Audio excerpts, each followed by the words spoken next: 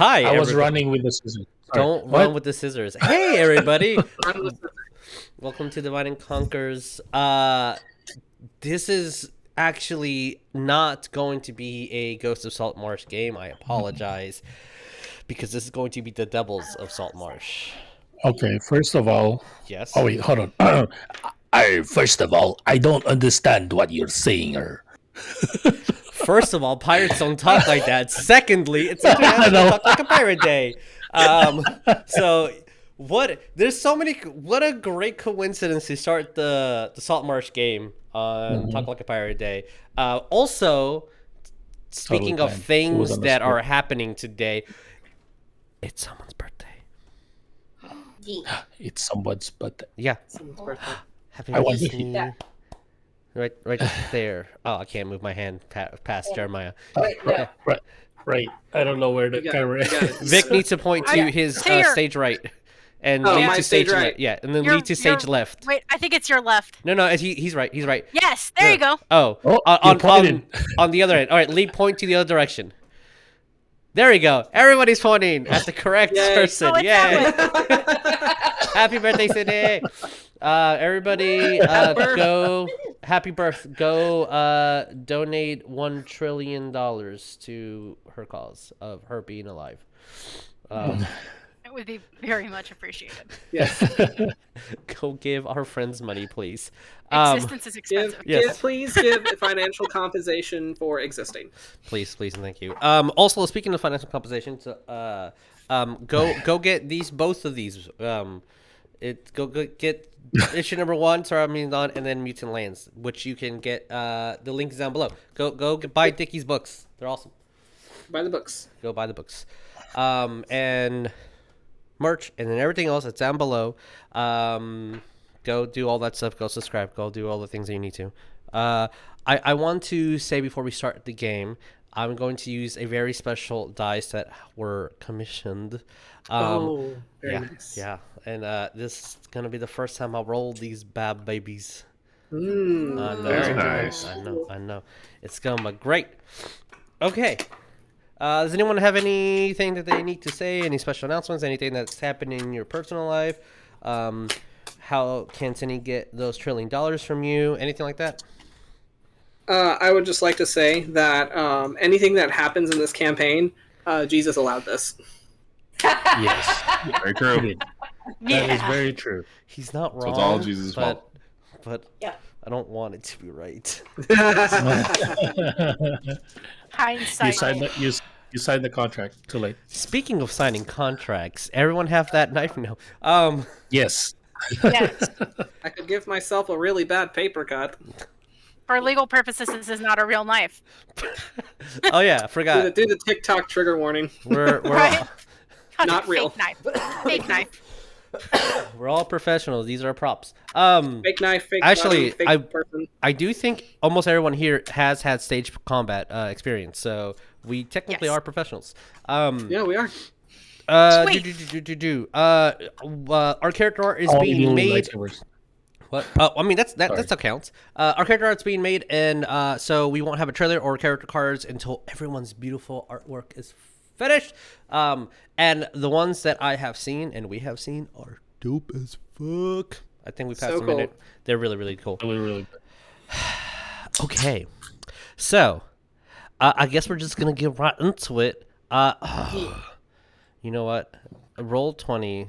I'm not bashing you, just in case ever you want to like sponsor us, but y'all need to get your color correction done correctly. Color matching here, because I can't see gray and off gray to know which one means that the music is looping. Just say. Yeah, that is a thing. Yeah. Like. Whatever Even- that one music was, though, when it like hit, I was like, "Oh, hello." Yeah. Sorry. That's our starting soon intro song. No, I loved it. That's when the dinner theater curtains, like the house lights start going down. You're like, what's happening? Okay. And you hear a stranger's voice over the mic. Because I am. Good evening, ladies and germs. Oh my. Because I'm really good at naming these things, I definitely know which one exactly is which one. I believe this is our starting music. If it's not, yes, it is. Okay. Ha ha ha. So, we're gonna start our lovely Saltmarsh game. So, as the things that are totally right, I'm not stealing from somebody, nestled in the coast of the Azrul Sea in Saltmarsh, a sleepy fishing village that sits on this word that I can't read. Parasite? Sure. It's in a location that is undisturbed. Smugglers guide their ships to hidden coves, willing to sit out the cutthroats that are at the city bay.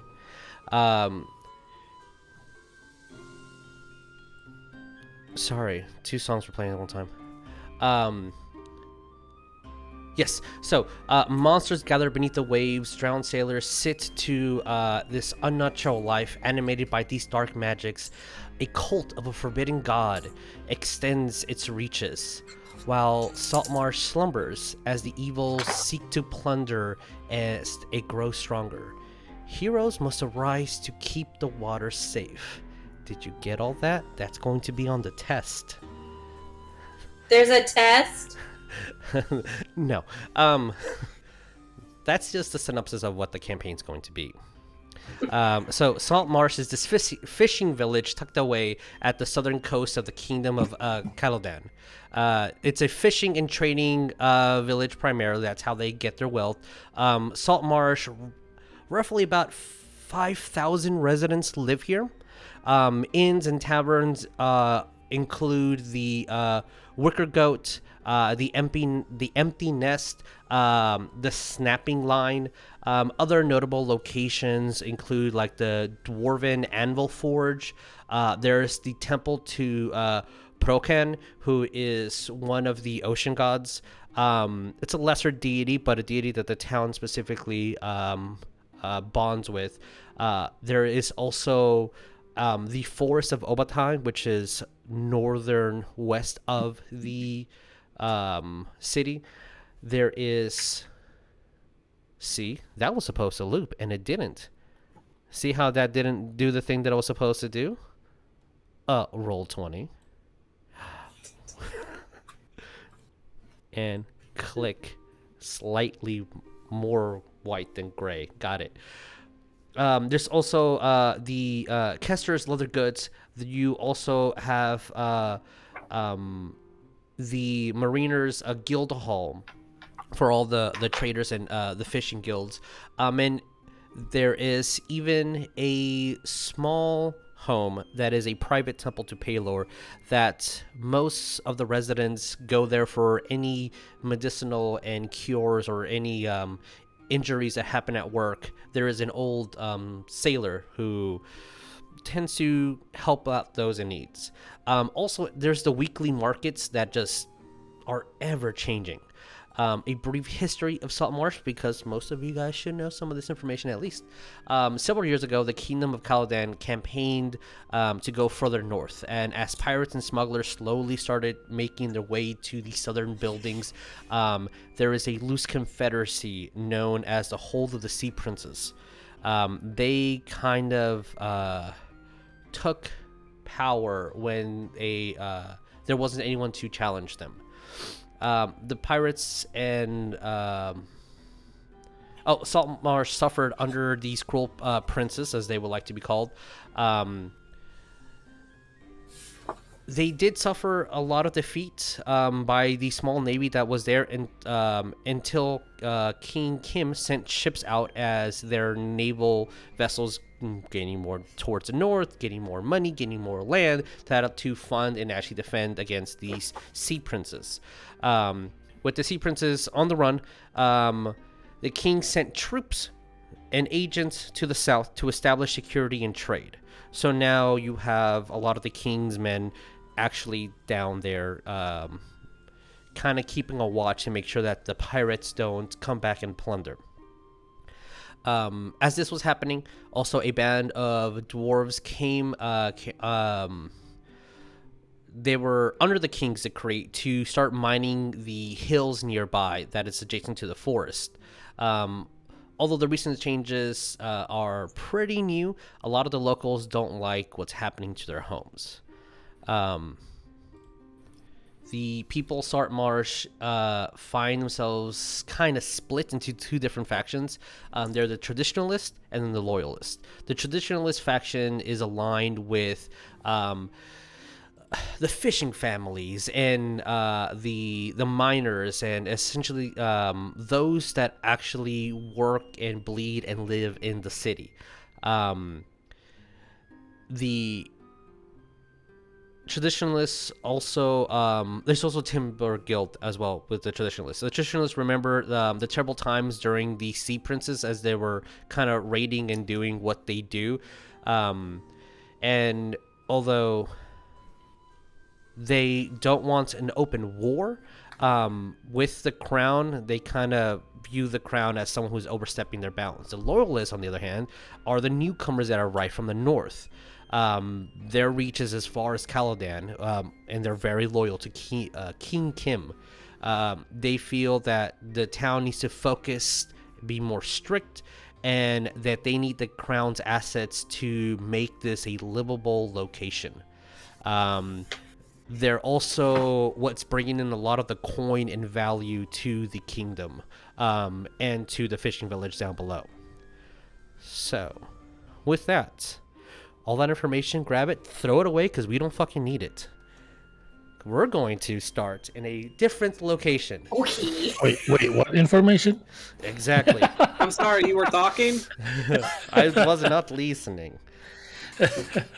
We're actually not going to start in a location in the map. We're not going to start in a location on the Ghost of Saltmarsh book, because it's a little bit further underground than what most people need. We're going to start, technically, we'll be under the Wicker Goat in the tavern underneath the inn and underneath the tavern.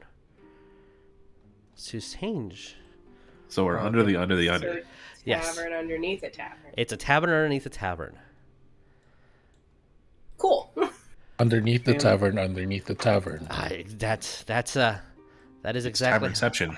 exactly. So Goddamn as I combos.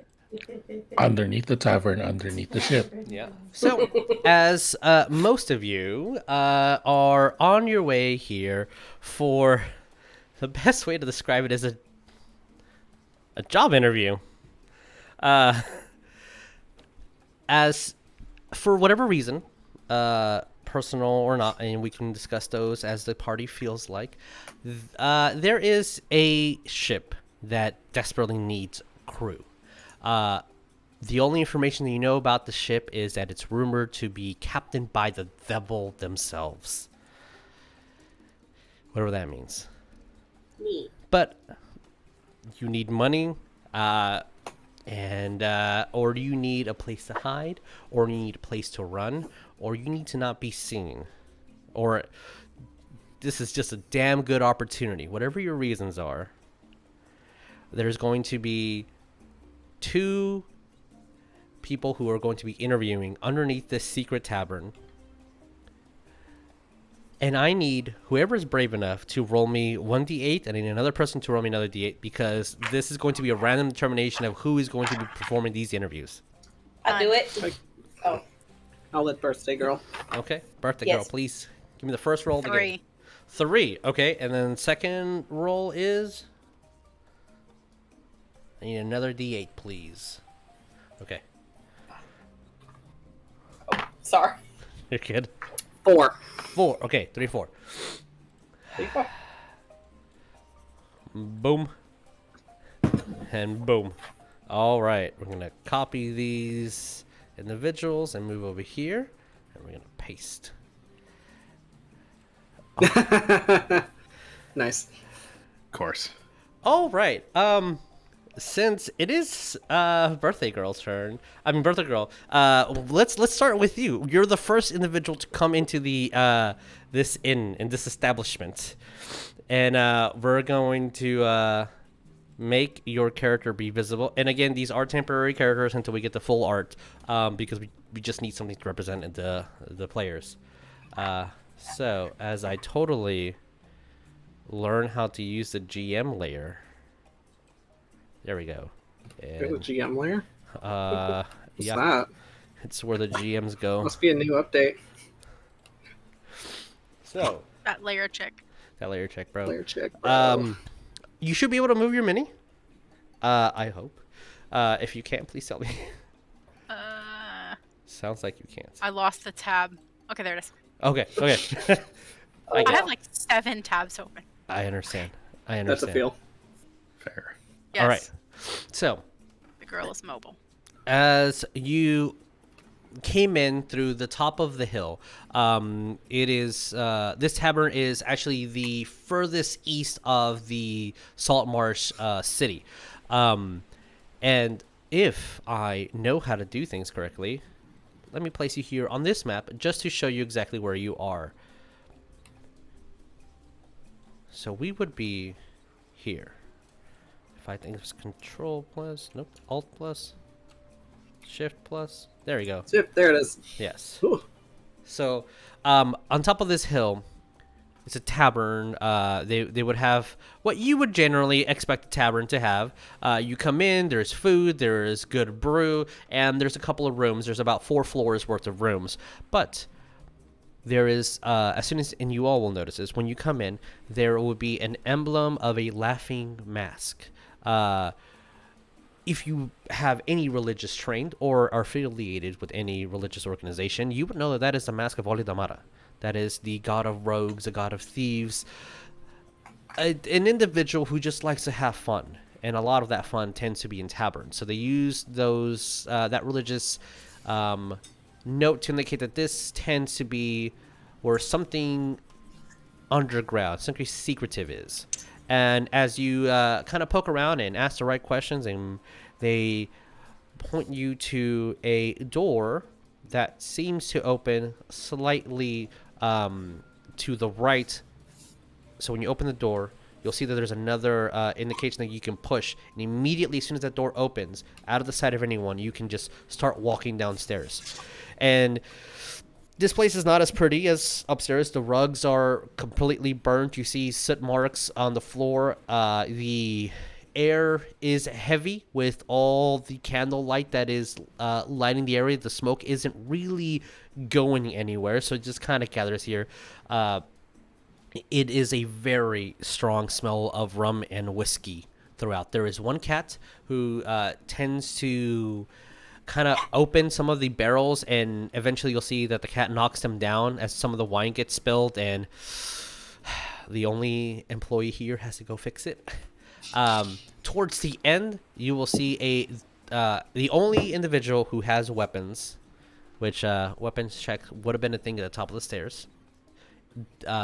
He has what you can see some of the king's armor, but doesn't seem to be involved with the king. You can see that some of the armor does not match, and there's difference, like the chest plate and the helm and the shoulder pads are not of the same set. It just looks like they took that armor because it was better than what they have. They have a very crude spear, and seems to be the person who is in charge of making sure everything's okay. You see one table that is set towards the end that has 2 bottles of wine that have not been opened, a map, a set of scrolls kind of aligned to the right. You'll see a a halfling and a goblin. As you come in, you'll see as the bartender looks towards your direction and then ignores you, opens a tab of rum, starts drinking it, and then just starts talking with the person in front of them. So, Sydney, can you describe your character? Yes. And if you wish, what their race and class is. Okay. So my character, yeah, she's like short-ish. She's like 5'3". And she's very, very fair. She's got white hair that like the shadows of it like have a blue cast to them. It's got like really brilliant blue eyes with gold flecks. She does have like a very pronounced scar that arcs down her face and across the top of her mouth.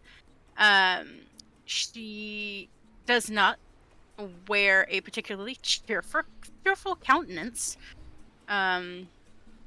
Probably looks a lot more serious than she really needs to. She's like clad in all like super dark colors. She does not look particularly approachable. She is an elf, a moon elf. And she is a fighter. Which, if there was not a weapons check at the door, she is armed. There would have been a weapons check, which would have been a half-drunken human man who did not check anything. So if it's pronounceable, like a sword on your back or a shield, they would be checked. And you see a literal pile of weapons underneath his stool. But if it's anything that you're hiding or under a cloak, he will not go any further than just what's visible. Okay. Yeah, she'd probably dropped. Okay. She has other weapons, but she would have, dropped her short sword and her shield at the door. Okay. Not really minding that much because if she needed them, she could still get them. So. Understood.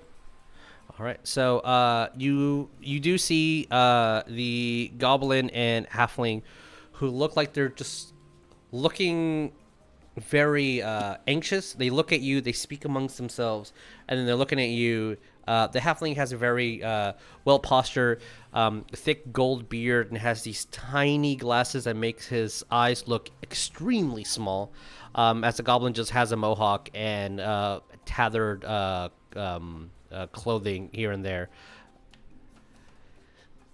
But they're giving you the impression that they're not moving, but they're waiting for you, or they're waiting for someone, and they're just eyeing the stairs. She would read the room. Like if they're obviously watching the stairs, she would approach them. Be like, "Good evening, gentlemen." The halfling looks towards you, kind of puts his hands and folds his arms. Is this gonna be the first one? And you'll see the goblin who introduces himself, ignoring the halfling. Hi, my name is Spitz. Kind of extends his hand to shake yours.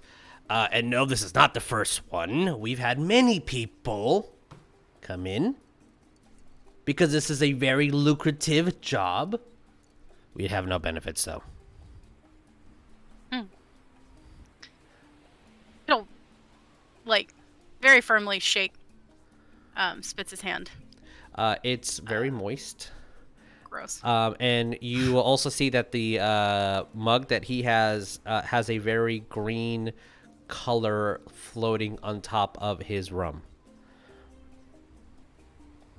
She's gonna look at him, and she doesn't even care. She's literally gonna, after she shakes his hand, she's gonna wipe her hand on her. You see, as Spitz kind of brings in a cracked clay mug, and as they're about to pour some wine in, you see as the halfling, who will introduce himself as, "Hello, my name is Tyreen," he kind of blows on it to make all the dust go away, so you're not drinking any dust in your wine. Even if you didn't ask for one, pouring some red wine. Tyreen Fat Rabbit is my name. I am the ship's engineer, and this is our cook. Captain decided that we would be the best to interview you. So we're here to do the interview. Lovely. And to do this interview, as I've already told the party, all these questions were written on a road trip. We're going to do 3 questions. Can you roll me a d20, please, out of these random questions? You'll see a couple other people go in, and as they talk to the bartender, he kind of just points to the table where you three are at, and it seems like there is at least 2 more people who are in line to interview for this position. What did you get? 8. 8. Okay. Of course, this would be the first one. So I spits in quickly. So this is going to be more of a crew position. The captain sometimes has special missions that they would like to do, but for whatever reason that they cannot do themselves. As it would be you and a couple other individuals. We're looking for maybe 6 or so, 7 if we find ourselves lucky enough. Plunder will be this.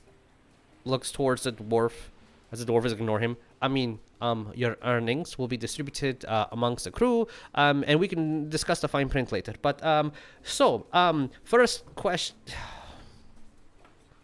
can we not let everyone just write questions down? First question that we have for you. Oh, it's what's a pirate's favorite letter? Ugh. Nice. I'm not fucking joking. That is the fucking one. What is Tyreen's going to look at him and be like, "Is that a serious question?" These all very serious. We are judging your spirits and sense of humor since we will live on a ship. Is it the I- letter Mhm. I? I have other things I must read. And he looks defeated as you might think it's C, but it's you for you and me. My God. Gets that piece of paper, crumbles it up, and throws it on the floor. Spitz looks like, I mean, hey, he's young, but he has a good sense of humor. That our bard wrote that one. He's new to the ship, and he brings all the joy. What a lovely guy. You'll meet him. You'll meet him. His name is Mason. You'll meet him. I got another one for you. And please roll me another d20 for your second question. I'm changing dice. That's a 3. 3. Okay. We have to understand this. Because, well, frankly, we don't want to bite us in the ass. The quartermaster specifically wants to know if there's any past trauma that you had that we need to know about.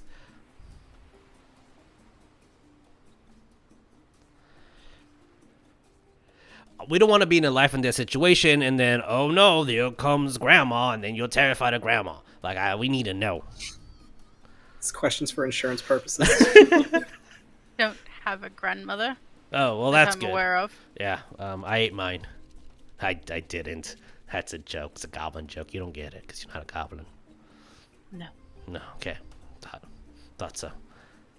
Anyhow, any traumas that we need to know about? None that will affect my ability to do my job. Do I put NA or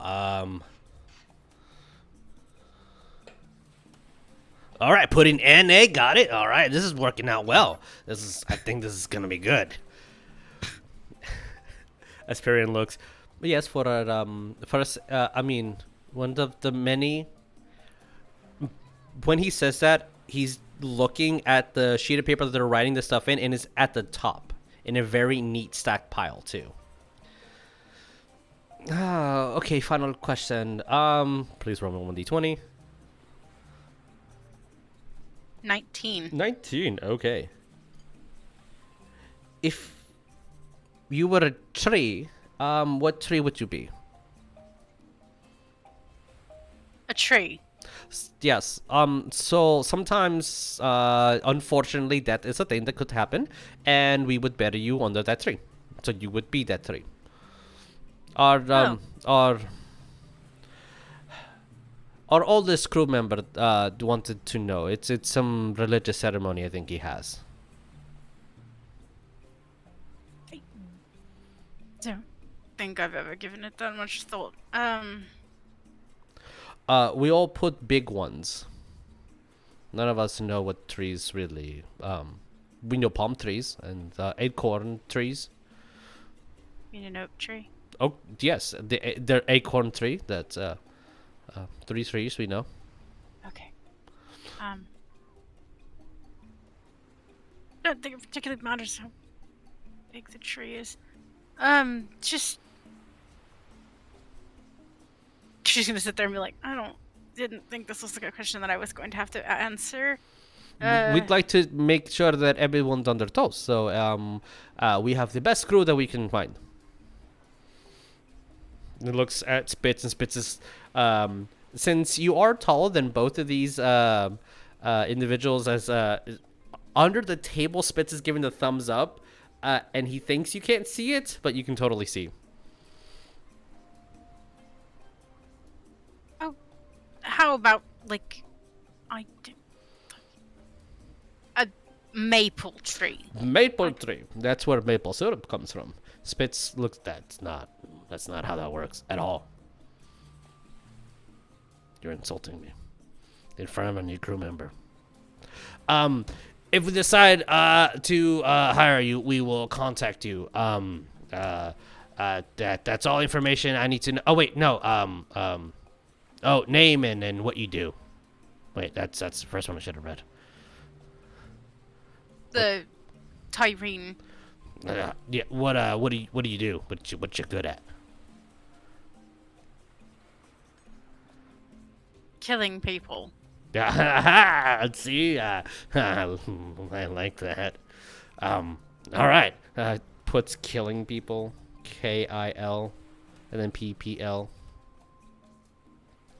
All right. Well, we'll contact you if this is good.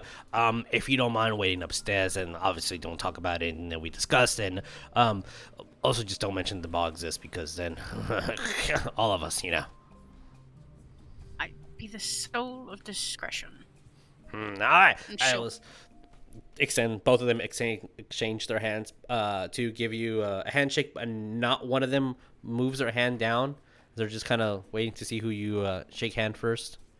Whose hand you shake first? She'll take Perrin's hand. She'll be like, I had the distinct pleasure of shaking your hand already, Mr. Spitz. That's true. Damn it. So as you shake Perrin's hand, and you may go upstairs or you may stay here, wherever you want. You'll see that another person kind of gets they start interviewing, and you don't really know what exactly was the trigger, but all of a sudden Spitz just jumps out of the table and starts biting the face of this, let's say it was an elven man, as the guard has to kind of break them apart, and then Spitz sits back down with some blood on his mouth, and then enters. Let's go in order from my point of view. So the next person will be Beerus. Let me change the GM layer to make you appear. You should have control over your character. Please let me know if you do not. As Beerus, you're currently seeing this elven man with a bitted nose comes out, and you see the only individuals that would be performing said interview as they introduce themselves. Spitz, and then you shakes her hand, and then you see Purin as he's like, "Hello, my name is Purin. Purin is all. No last name." He sits down in his little high chair. What is your name? My name is Beerus. Hello, It's Beerus Bollin. It's It's a pleasure to make your acquaintance. Very, very, very nice making acquaintance. Please do not mind the blood, although if blood is a thing that you can't handle, this might not be a position for you. What do you do? What can you bring forth to the crew? I'm a bit of a gunner, but I've been on ships before. I've worked in the masts, worked in the crows. You need something to see. I've got a pretty keen eye. That's very good. We need that. And can you describe what Beerus looks like, and class and race if you wish.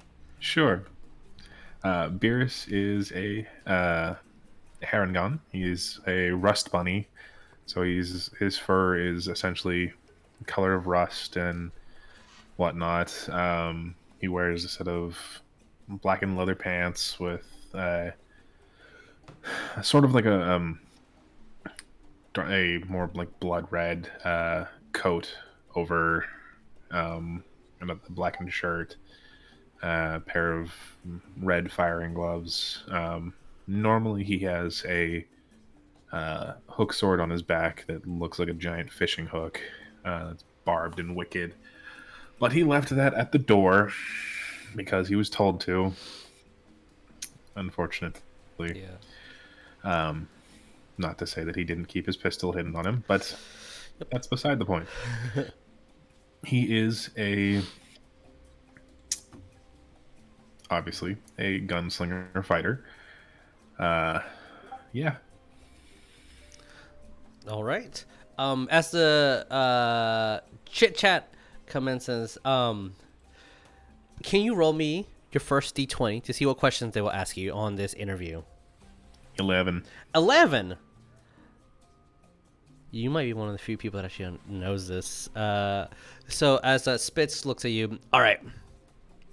I want to test to see if you know what all those words meant. Name 3 parts of the ship. Are you talking about 3 different parts of the main ship or in the ship as a whole? Yeah, I mean, ship as a whole, just general. I just want to make sure that you know it. That I know that you know that I know you know? I do understand. Well, I mean, there's obviously the captain's quarters on most ships. No. There's the crow's nest, the main deck, the sails. There's all sorts of different parts of the ship.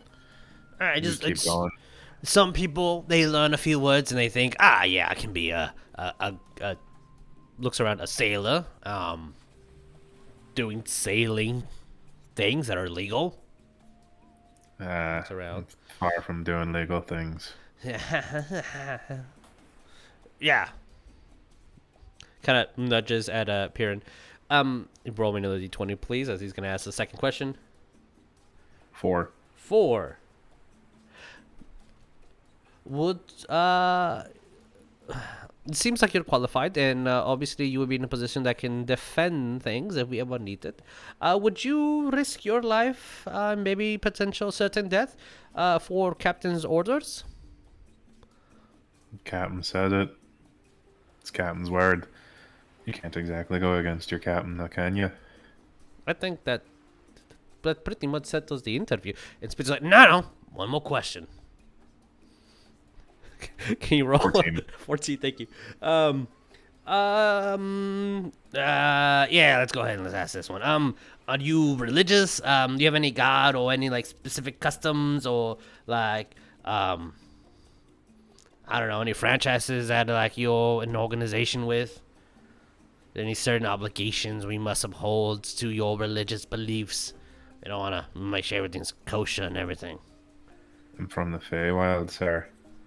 We don't believe in any of that shite. I once saw a circus in the Feywild. Pretty good circus.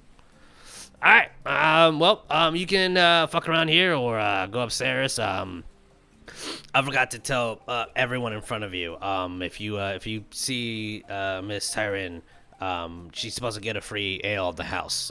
Captain purchased 1 ale for every person getting interviewed, except for that fucking guy right there, and points towards the elf that has his nose bitten. Fuck that guy. He knows what he did. That's fair. That's Alright. fair. Might be kind of you. Yeah, I'll let her know. if we like you, which sounds like would do. We'll let you know. We'll make a final decision by tonight. Thank you very much, you kind sirs. All right, and then both they stand up on their high chair to meet your height and shake hands. As Beerus will go let Tyreen know that there's a free beer waiting for her upstairs, apparently. Yep. And we're gonna go to our next person in our list, which is the... Oh, can I grab? Yes, I can. Hey, Lee, I'll say as you're coming downstairs, you'll see probably the biggest individual that you'll see all day. As the stairs are pushing a little too much, and you kind of have to squeeze your shoulders in together just to walk underneath through the stairs, and you'll see, hey, what's your name and what do you look like, and if you wish, your class and race.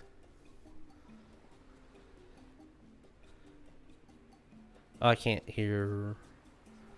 Can Sounds anyone like else you're hear her? muted. No, sounds like you're muted. Oh no.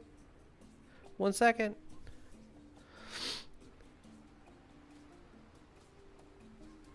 Discord doing a vibe check, apparently. Apparently. Been doing that. I want to make sure that I didn't accidentally mute them or something on my end. Nope. Okay. All right. Well, was this words?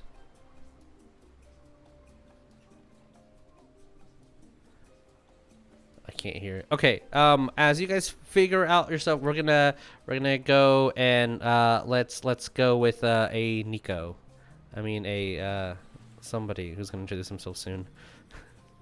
Oh. Oh, There we go. Oh, there we go. Okay. I heard you for a second. Oh, goodness. Better late than never. Hey Lee, can you please describe yourself? Oh, excuse me. Oh, goodness. Squeezing down these stairs. Oh, sorry. Oh, and I fall. Probably at least stumble a little as I reach the end of the stairs. Don't squish the bunny. Don't squish the bunny. Making quite an entrance. So what you all will see is in her mind, a very small Minotaur, but nevertheless a very large creature. Bovine in nature, horns, wearing a straw hat, blonde braids, very weird juxtaposition, blue dress. Oh yeah, there we go. Oh goodness. Kind eyes for sure, and just generally looking like she's always out of place. So, just scanning the room, kind of embarrassed, looking around, trying to see where she's supposed to go. And I believe she definitely is looking really awkward. And she is a barbarian. Nice.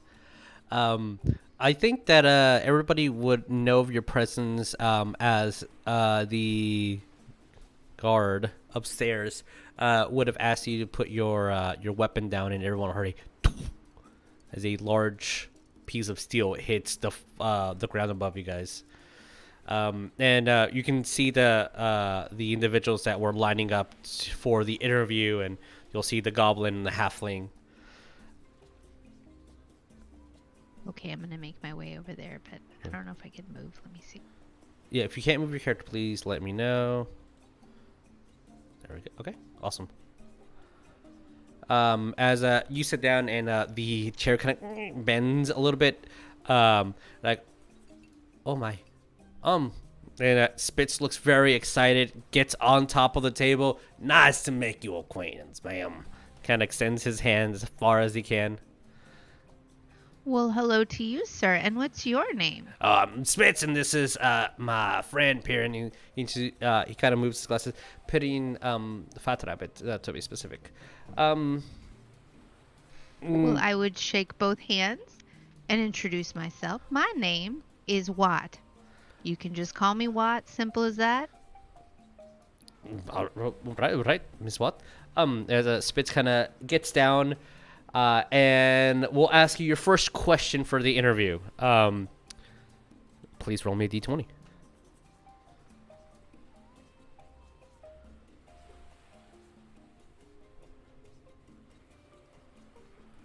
Well, I got a 4. 4. I must know, because we gotta understand this. Would you risk your life and possible sudden death for Captain? If Captain tells Oh, you to go over there, absolutely. oh, great, nah, she's in. I mean, there's no one I wouldn't risk my life for. Sounds. Besides someone that feels just bad. Oh, yeah. Have a look. Yes. Okay. That sounds good. Roll me another d20 as Pyrian is about to ask you another question. 7. 7. So, Quartermaster wrote another one. Who is the most important person on the ship? Oh, well, I would probably think it would be the captain, the one giving all the orders, unless I'm assigned somewhere else and I'd be listening to my boss there. And you see Spitz as ha, that's where you're wrong. The most important person's gonna be the cook. Oh, well, I do love eating, so I gotta agree. That's probably more practical. Just don't say that in front of the captain. But that's she understands. And roll me the last d20, please.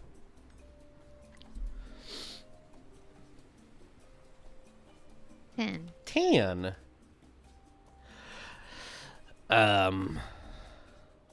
This is for logistics purposes. Do you currently have possession of your own soul? And if you do not, can you tell us who does? And we need their full name written properly. It puts out a parchment Appropriate. and a pen.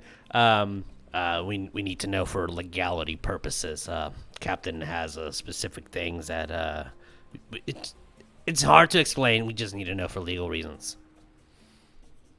Well, I never really thought about it. No, like, How do you know you have a soul? well, as the halfling speaking, has anyone ever asked you for a bargain, or did you shake someone's hand in the Feywild and promise them something, or anyone ever talk to you in the middle of the night and they have multiple hands and far-reaching tentacles that reach into the other dimensions? I don't recall anything like that, but I've gotten in a fair bit of trouble, so I can't say I'm particularly lucky. Maybe I don't have a soul. Okay, so we'll put the maybe down. Like, yeah, okay, maybe. Probably doesn't know. Some people that do lose their souls, they don't know. Because whole brainwash. But all right. A complimentary ale on the house. If you would like to sit down here, or you can go upstairs. No, we'll call who's next. Okay, well, thank you. Thank you. I'm rooting for you.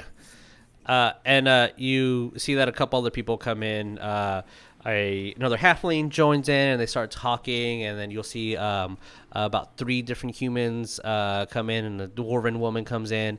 And after that, hey, Tabatha. Hey. As you come in after a whole group of people are leaving the table, and you kind of see where this interview process is being taken place. Can you please describe your character? Yes. Real Yeah. quick question. Mhm. How tall's the door? How tall is the door? Yeah. It would probably be at 7 feet. Okay, so I don't knock my head into it. Cool. Yeah. So you will see a very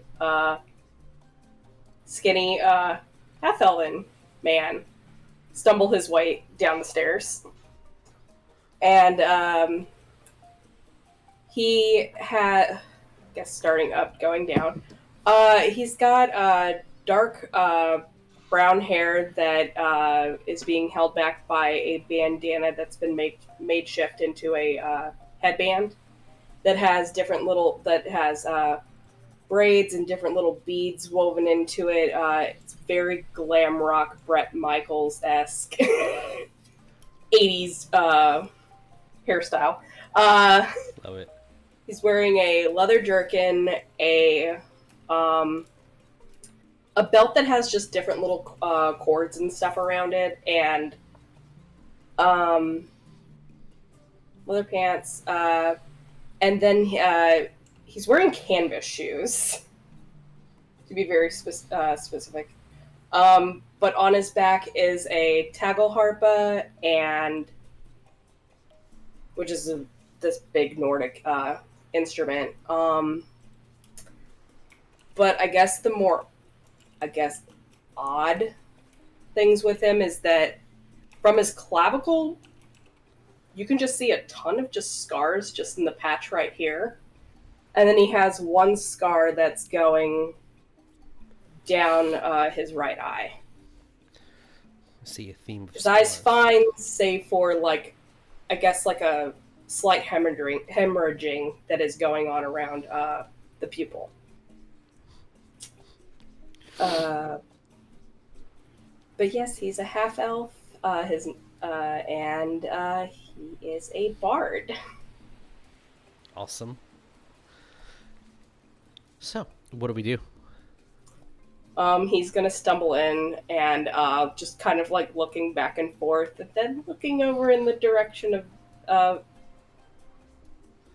over here, because he's assuming this is where the interview is supposed to be. Yeah, just kind of going up. It's like, is this where the interview? This is exactly the right spot. What happened to you, eyeball? As Perrin looks, that's very rude to ask. Hello, my name is Perrin Fatravet, and this is my compatriot Spitz. We will be conducting your interview today. We have, as you can see, a very long stack of paper, so a lot of people have been coming in. The position is pretty in high demand. Okay.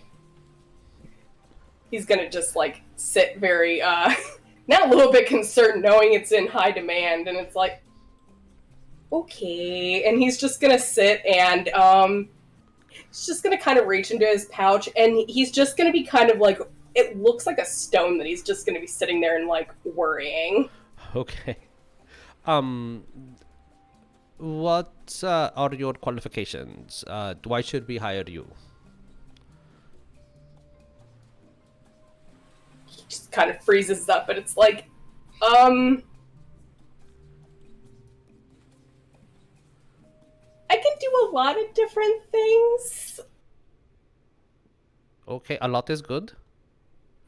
I mean, you know, a jack of all trades is a master of none, but oftentimes better than a master of one. They can Just does a drive. little finger gun. Yeah, I like him. He does rhymes. Maybe you and the bard can like work together and like make some songs. Oh, I am a bard. We can eat the bard. No, we cannot. He's much not you. The other kind of ignores what he was just saying. Can you roll me a d20 so we know what your first question is? That's a 3. A 3. Okay.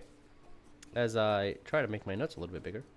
All right, 3 it is. Questions. Yes. The D20s like to roll low for these questions, huh? Hey, I mean, Get the low rolls out of the way first. yeah. This is good. Is there any trauma that you know that we need to know about, like insurance covering our asses, that kind I of thing? retract my statement. when they say trauma, and Nico just kind of like stares off for a second. No trauma. I think he's telling the truth, and there's nothing to worry about. Perrin just turns slowly. It is a wonder how your mind works sometimes. Going to ignore that. And he's about to ask the next question. Can you please give me another d20 roll? Okie dokie. That's also a 3. The other one, please. 17. 17. All right. So with obviously no past trauma, why do you want this job? Why do you seek employment under the Sea Devil? I just kind of need to get out of here. That's my main thing. Oh, that's perfectly acceptable. I also have a it's kind of just as glasses. Reasons that I need to leave specific locations like Waterdeep and other Torkos locations. burning things, you know. So that you would be amongst the individuals who understand you. That makes sense. That makes perfect sense. One last roll, please.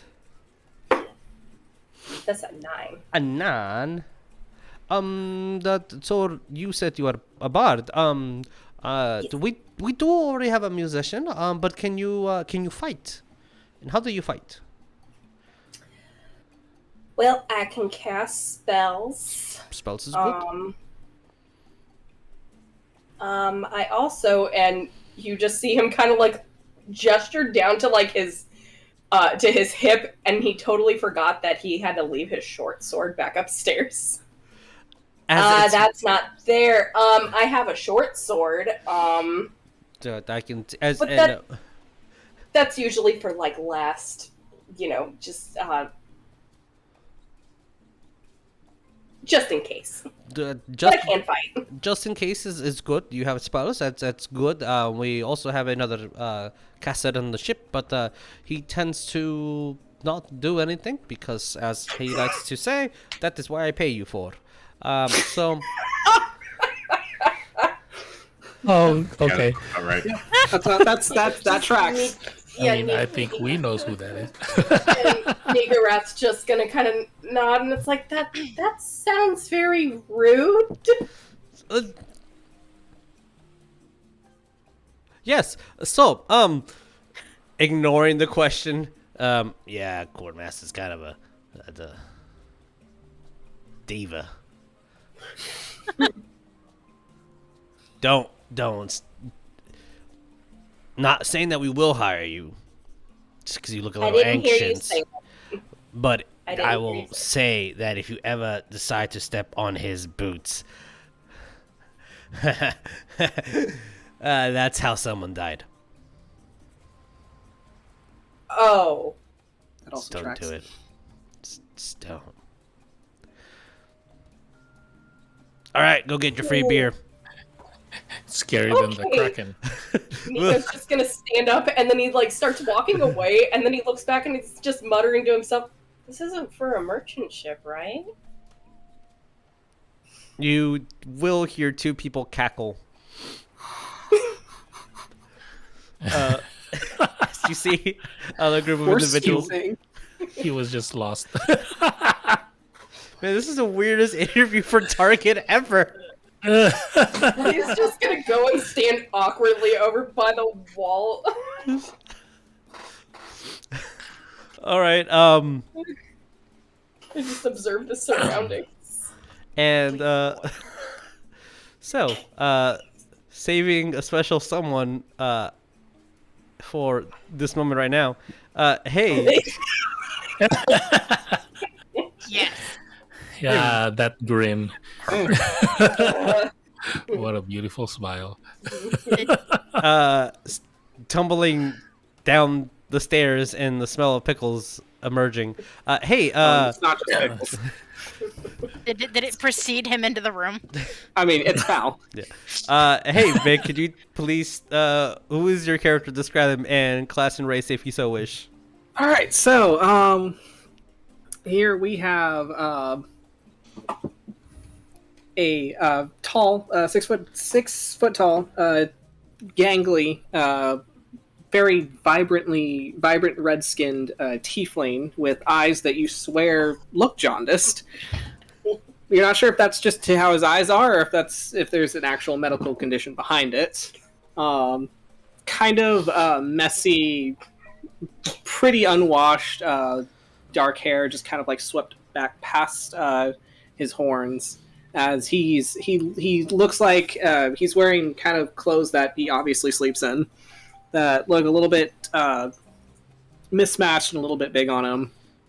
As he's just gonna kind of stumble his way down, look around, see the two individuals in the corner, and there's a moment where he contemplates an idea and he just walks over to the table and just slides into the seat. All right. Just As you slide your way in, you'll see Perrin's like, You slide one in. hello, Perrin Fatravin. This is my compatriot Spitz. Spitz kind of said, nice to meet you. I'm the cook. He is an engineer. Does engineering things. I don't know what he does. I never see anybody. So, hey, tell us a little bit about yourself. What you interested in the Sea Devils for? I will say I'm interested in the opportunities it provides. An opportunistic man. I like that. Hey, random question. Can you please roll me d20? That is a 13. All right, here's a scenario. Okay, you're out on a mission. Captain sends you do a thing. What's that thing? I don't know yet. But he sends you out. You find some gold. You're alone. What did you do with that gold? Do you take it? Do you bring it? Do you share it? Well, that depends. What's the gold going to do for me? I didn't. Does the captain want the gold? I don't know. Beyond the question that's on here. As Perrin kind of chimes in, the question's supposed to ask for your morale. Are you a person that likes to take things for themselves, or will you share with the crew? That entirely depends on the thing that needs to be taken and the crew themselves. I mean, sometimes I like to find interesting things. But if I am being employed on a ship where the captain is asking me to go find gold, then I'm pretty sure I have to bring it back, right? Unless you want it. Do you want it? As Perrin kind of move his glasses, and you see this animate white filter appear. No, I do not take gold anymore. And you, for some reason, stranger, you hear burning and screaming in the background. Alright. Can you roll me another d20? As Spitz is about to ask a second question. That is an 18. 18. If you were to die, not that you will, but if. Pretty high chance. It's do you have a list of contacts we need to let them know that you died? You have a will written? You probably have to contact my agent. All right. Well, here's a disclosure information the captain will see. Just put your agent's contact information and all that info, and give it to the quartermaster when you're ready. Okay. He just sits there, just stares at it. All right, that's not awkward. Moving on. Can you roll me another d20? That is a 3. He really likes that question. Can you roll me another d20? But the 3! 2. What was the number? 2. 2. Okay. Yeah. For no reason whatsoever, kind of flips the pages of all the questions down, and you see Perrin kind of look over to what are you doing? Do you know any remedies to any supernatural stuff? Yes, absolutely.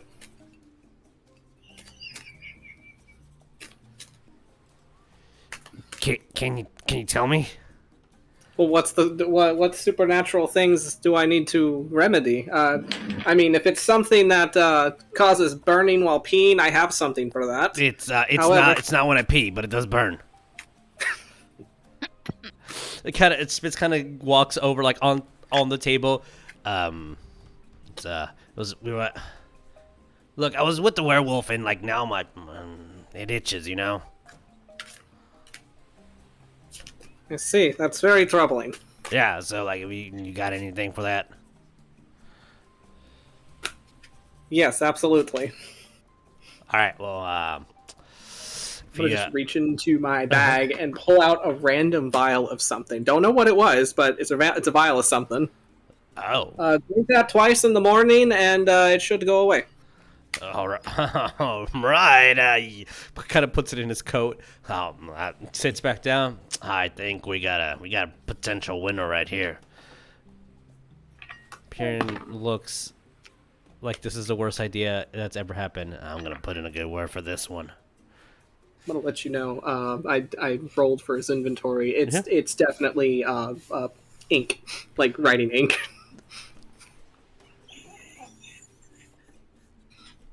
Perfect. Yeah. Perfect.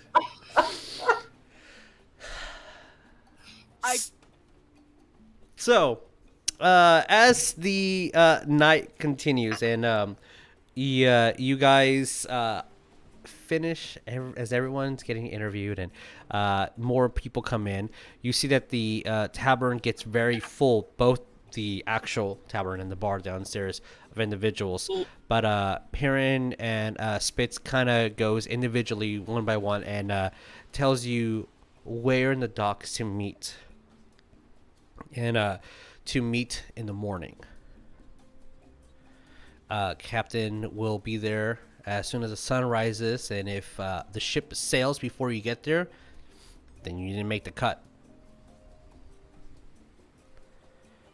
So, with everybody being interviewed, we're going to proceed to the next morning. Does anyone wake up late? Or are we all pretty much roughly on time? I mean, Beerus is an early riser, so Okay. he'd probably get there early. Same for Tyreen. Okay. You can look it up. Bold of you to assume I sleep. Very fair. It's true. Tyreen For- doesn't sleep. Oh, all right. So, we're going to shift music. And with all 5 of y'all interviewed, we're going to go over to the ship.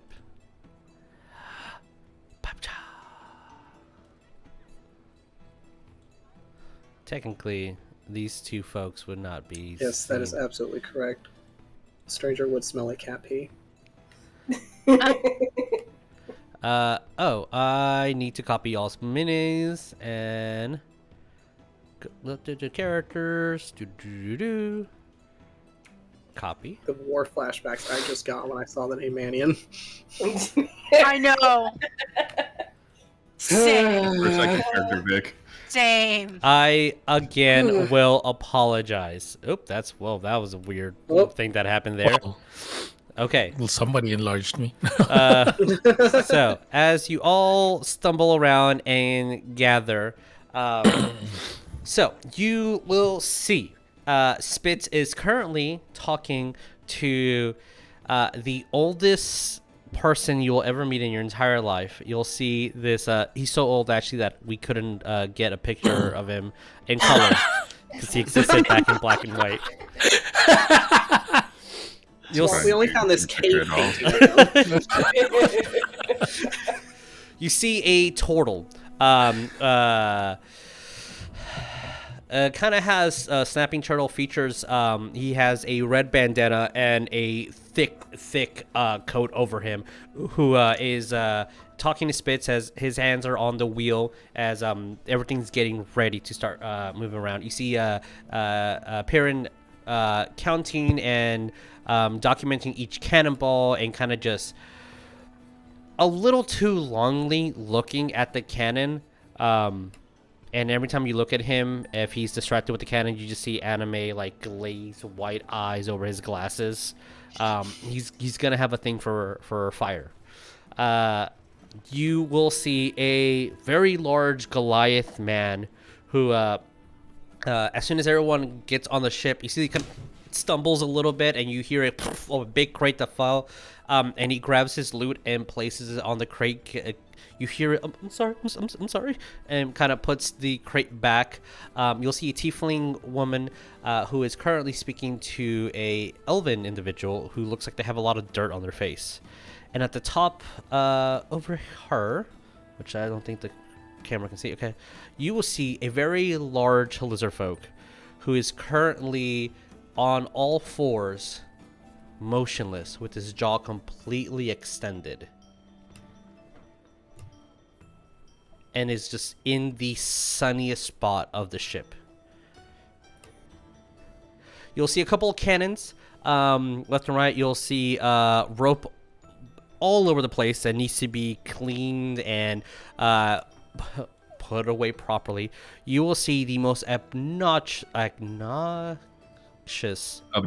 Thank you. Words are hard. Agnostic. English is hard for me sometimes. Mermaid with the thickest bow tie that you can find as the display at the front of the ship. You'll see a Kenku at top at the crow's nest, very appropriately, who kind of looks down and starts announcing that you guys have entered the ship. As these two individuals walk by you. Hello. So it seems that you were all selected by Perrin and Spitz. We do have one final test to see if you do match what we need here. My name is Nana. I'm in charge to make sure that everything works accordingly to the captain, the quartermaster's demands.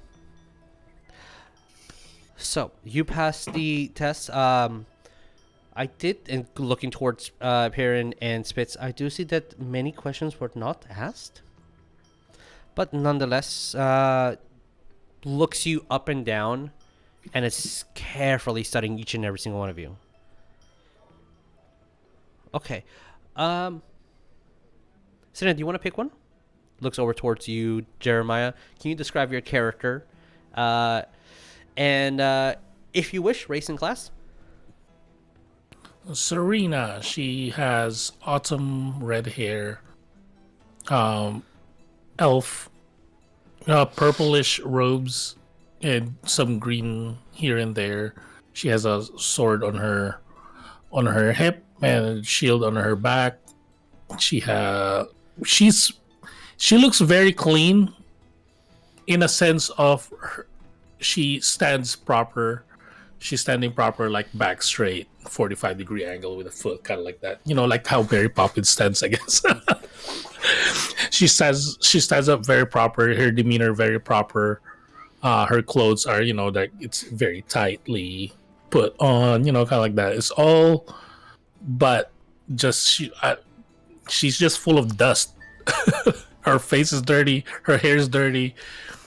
Her clothes is just dusty. Once in a while, you'll see her go like this, and it just kind of goes back, becomes dirty again. So, I don't know. I kind of like the other one, Smile. She looks very malicious. Which one's Smile? I'm putting a stranger. Okay, young man, can you please step forward? And he's I pointing. will slide forward. Okay, this would be a contest to see if you are good enough to be sent on missions that the captain needs. Please draw your weapons, and you may commence when I say it. She said weapons. She wants a physical test for this portion of the interview. Oh, okay. To not make a 2-hour-long combat with every single person. This is going to be a athletics or acrobatics contesting. Mm-hmm. So, what kind of rules we playing by? We doing street rules, prison rules, your rules, Elmo's rules? I want to see what you're capable of. Prison rules it is. All right, I'm gonna pull out a dagger. All right, so you pull out a dagger. Immediately, Serena gets the first go, since she was prepared for this. Can you please roll me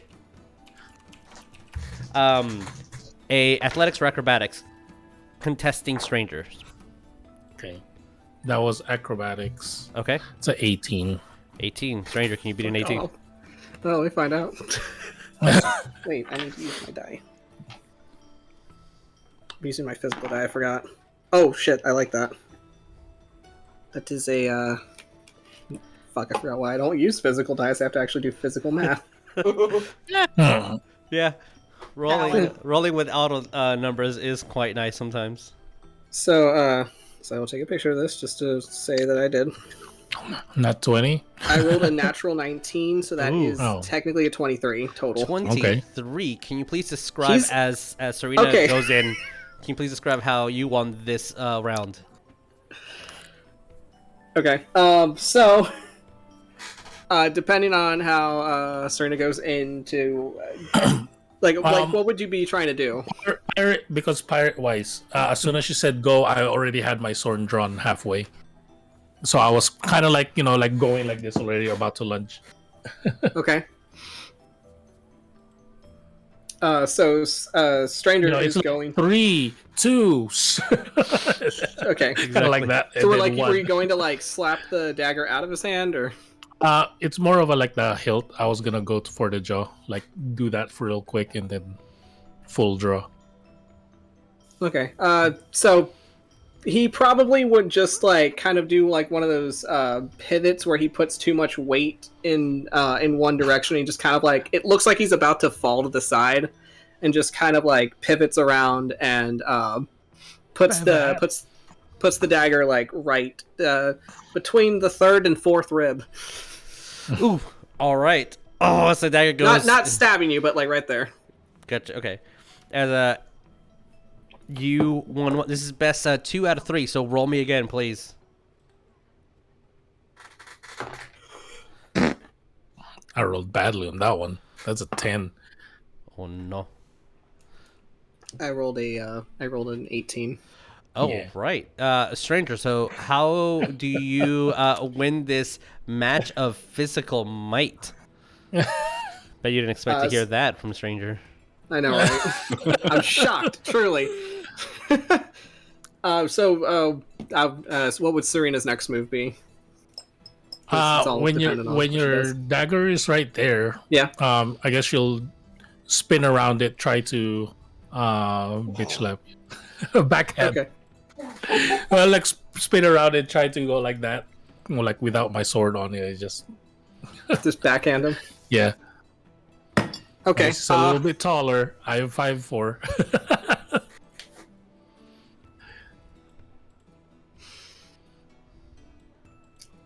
So he will take the backhand just to kind of just slide behind, like kind of like go with the movement, slide behind her, and like take his foot and flat tire whatever shoe you're wearing to push you forward.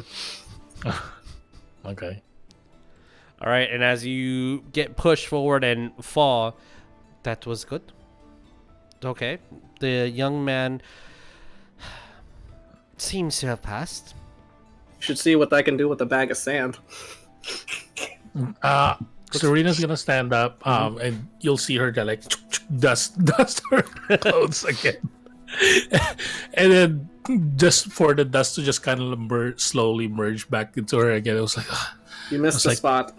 and then I'm gonna look at Nana. Like, I really don't understand why the captain wanted the healer to do this physical test, but okay. Seems as though your position has shifted, as Buta will take charge of healing duties after this interview. All right then. As you look at the lizard folk, and when their name is mentioned, in one quick move, does their entire body is perfectly still except for the head just look, and now it's in that position. Ooh. Well, Wave. who is since you picked, I'll decide to pick for this one, and I'm gonna roll a d4 to see who is going to challenge the healer of the group. 1, 2, 3, 4. All right. Hey, what? Can you step forward as she's pointing towards Watch your wad. what Watch your wad. towards our I guess I'll Or go over here so that water- we're not too crowded. you're if I'm correct, you look more like a water buffalo, right? Is that a correct? Yes, Lee? yes, Okay. definitely with No. the horns, kind of the soft gray fur. Like in the water. Dope, dope, dope. Can you both roll me athletics or acrobatics? And we're doing it again at 2 out of 3. You.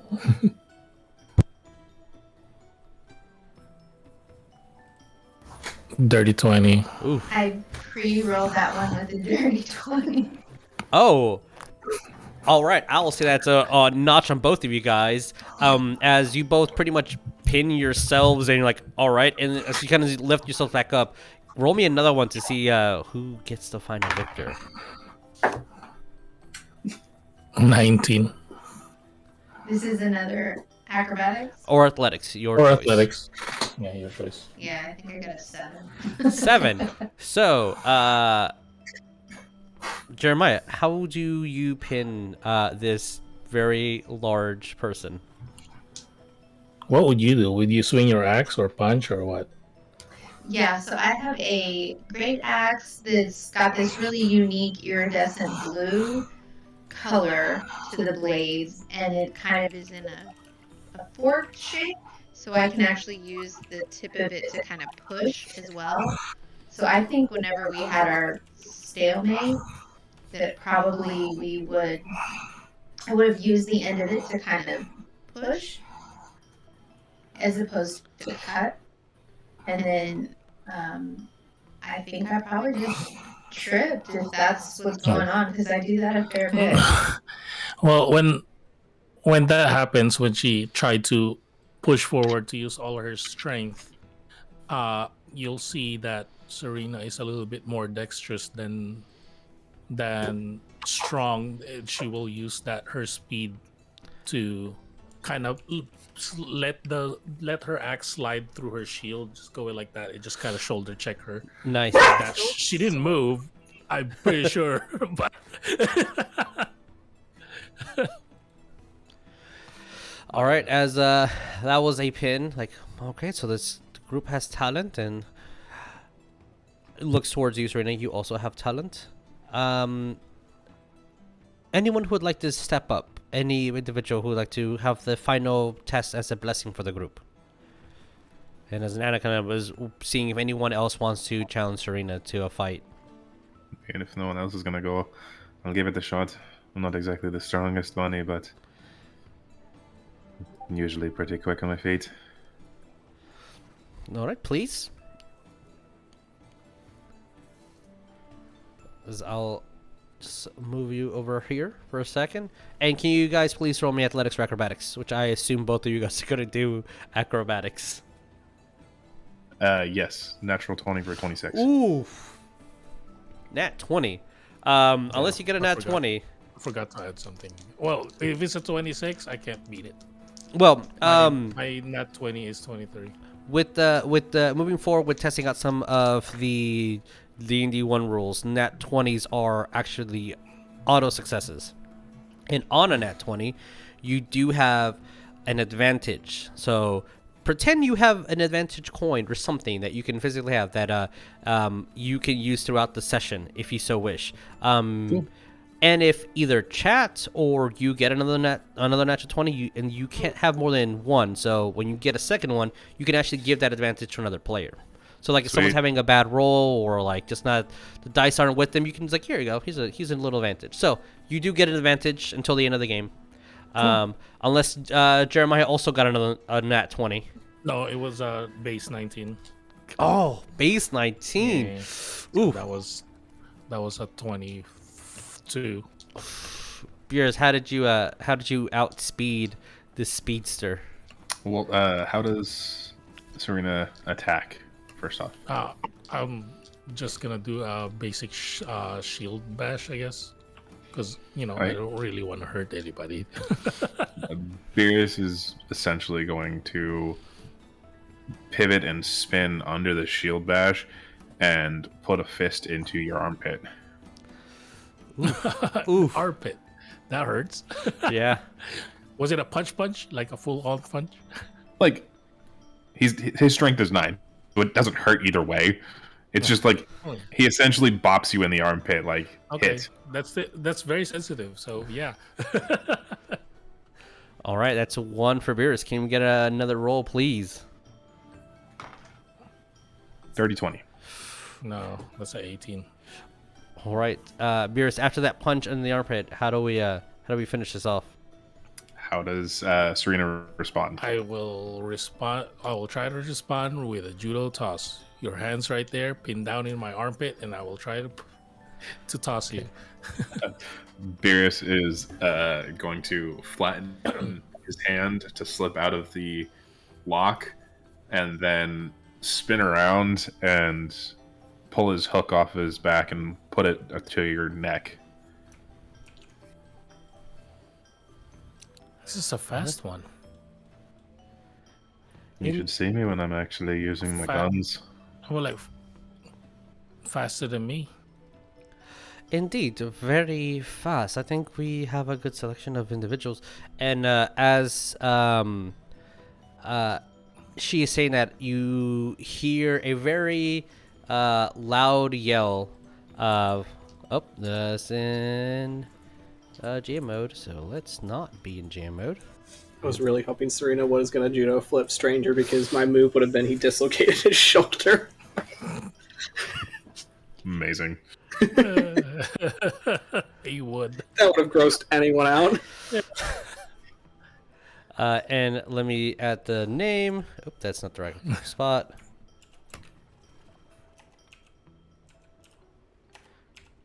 I'm so good at typing names. Yeah, And then do it. C. All right, everybody should be able to see. Question: yes, is everyone, because new configurations for Roll20, everyone can see the nameplates on all the characters, right? Yes. Okay, Yes. cool. So as you see Grayson, this young, very smooth skinned human with a very.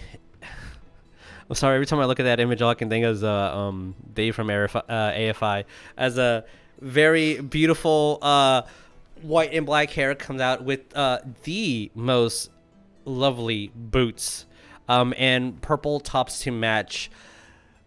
Attention, everyone! Your captain is approaching, and gives a bow and a little clap as he kind of like moves to the side, with all the grace of a theater kid.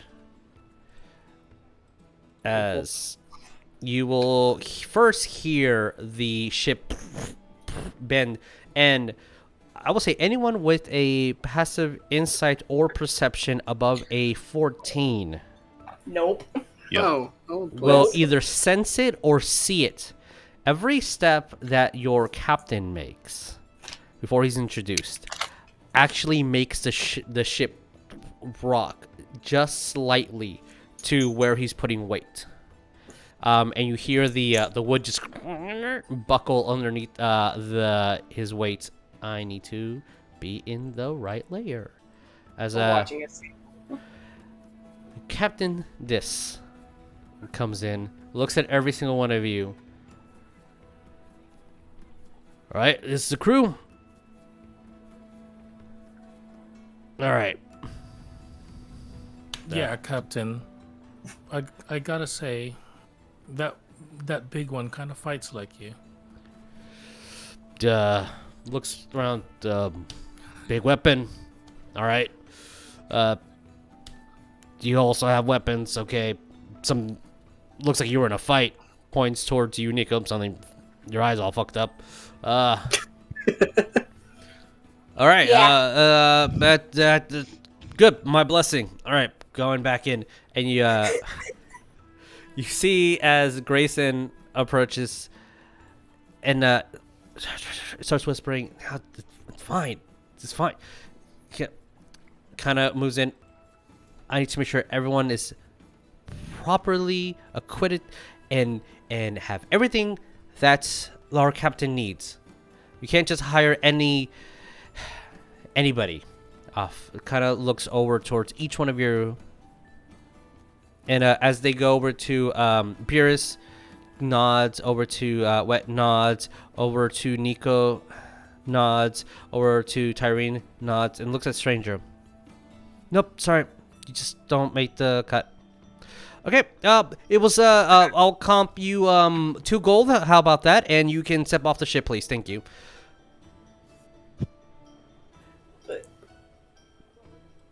Can I ask what you're supposed to be looking for? Mr. It's- Fancy Shoes? Please. That was my father. It's you just don't seem to have what it takes. No offense, just you just don't look the part. As a disc kind of comes in, I think the kid's good. Like, are you kidding me? Look at him, he's gonna break. I don't know. It reminds me of my family. It looks like someone. Serena's gonna raise her hand, kind of like, Mm-hmm. Sir Just Grayson. no. Oh, yes. Yes, Serena. I may not be the best fighter in this ship, but he did beat me in the physical test. Fine, he's in. All right. Here, enhance every single one of you, and this is where I need you guys to look at the bag that I gave you, and there's going to be a scroll that has a silver wax seal.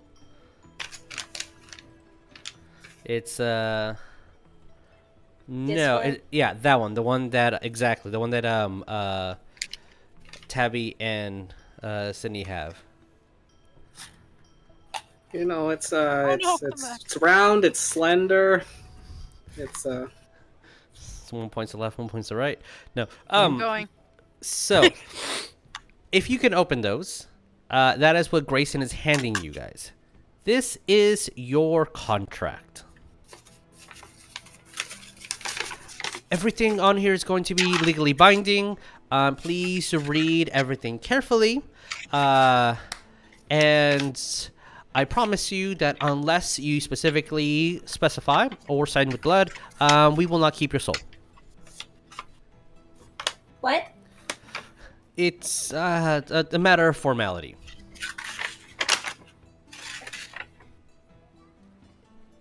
If anyone wants to read those out loud, because I don't have my copy, because I was let me put my reading glasses on. And he does not put reading glasses on. beautiful. All right. 1. Every person has a vote in affairs of moment, has equal title to the fresh provisions or strong liquors at any time, and retrenchment. Every person to be called fairly in turn by list on board of prizes but if they defrauded the company to the value of coin, and there's a lot of bureaucratic bullshit in here. It's Grayson, like, don't steal from us. Everything will be shared equally. Captain gets 2 shares. I'll get 2 shares, and everyone amongst you will get 1 share of everything that we find. If you go out on a mission and let's say you find a lot of gold, bring us the gold, and if there's any magical knickknacks that you find, you can keep those. Unless it's something you don't want and you want to be given to the ship so we can sell it, that is all we care about. My job is to make sure that you have food and water, you do not get sick, because if you get sick, I would have to pay for that, and I do not want to. So, please don't die. I don't want to sign any more paperwork. If you abandon ship and steal from us, don't, because we will find you. And as his eyes kind of glow a haze of green. Great. The last part of your to start your employment is I need a signature. And if I do not have a signature, then you're not part of the Sea Devils, and if you're not contacted by the Sea Devils, then you must get off my ship, because that is considered trespassing. Nico looks very conflicted after hearing reading like the code. Just Do you need somebody to translate for you? You no, look like you're having trouble. no. Yeah. Do you have a pen? Yeah, I'm actually gonna walk kind of like towards them, like circling the new group, and I have a pen, but I don't have ink. I will put my hand on, how do you pronounce it? Nico or Nico? Nico. Okay, Nico. I will put my hand on Nico's back. I was like, but like this because he's tall, I guess. He's 6'2". Okay. Lord have mercy. Like, Tall boy. I'm 5'4". He'll be like, "Don't worry, the pay's good. The ship is actually really nice, and also I will kind of like grab your, like, I guess your shirt on your shoulder, and like that, just go. That's the boots you don't step on." Yeah, Spitz, and Jared mentioned it last night. This will look as Grayson is moving his hand. Everyone that does not have a pen or ink actually will one gets conjured in your hand. If like you're looking for your bag, like look for one. Like one just gets conjured around. So you can sign as this will look at you, Nico. So you met Spitz. Look, I'm gonna be frank with you guys. So look. All right, mate. Look. The reason why I need you guys is because, well, trying to make a business here. We're trying to be a little bit more legit than our previous adventures, and honestly, none of these fucks can actually do things outside the ship. Looks over to Tabatha. There's our healer. You can see he ain't got no social skills. If you say anything too loud in front of him, he will bite your face. He's very loyal to the ship. I will introduce you guys slowly, one by one, so he knows that you are part of his tribe. And you'll be fine. He will fight to the death for you and heal you. But sometimes I need more diplomacy. And Mason over there, God, he's a tall, strong boy, but he's... And as this says his name, you see the Goliath. Someone call me? That's the problem. He's kind of a wimp. Have you tried socializing him slowly but surely? With lots of positive reinforcement and possibly food motivation? I was told that you can put him in a cage and have people walk around him so he gets used to them and then slowly open the door so he can go out on his own time. But I was told, it's great since we're not doing that. It worked with my pseudo-dragon. I think Piran was doing some stuff. He's really smart, but he has a specific rule, which is supposed to be 10 feet from the cannons! Steps back. Yeah, fire. They don't mix well. If you haven't met, here's our feathers. Kind of points over to the Kenku, and the Kenku just looks at you. I am feathers. And just goes back to looking around.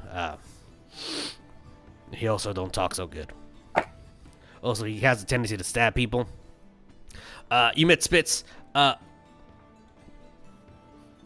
We don't want Spitz to socialize with the common folk. Because it's just, we don't want to. It's just never good. And then Fox, who is, older than me.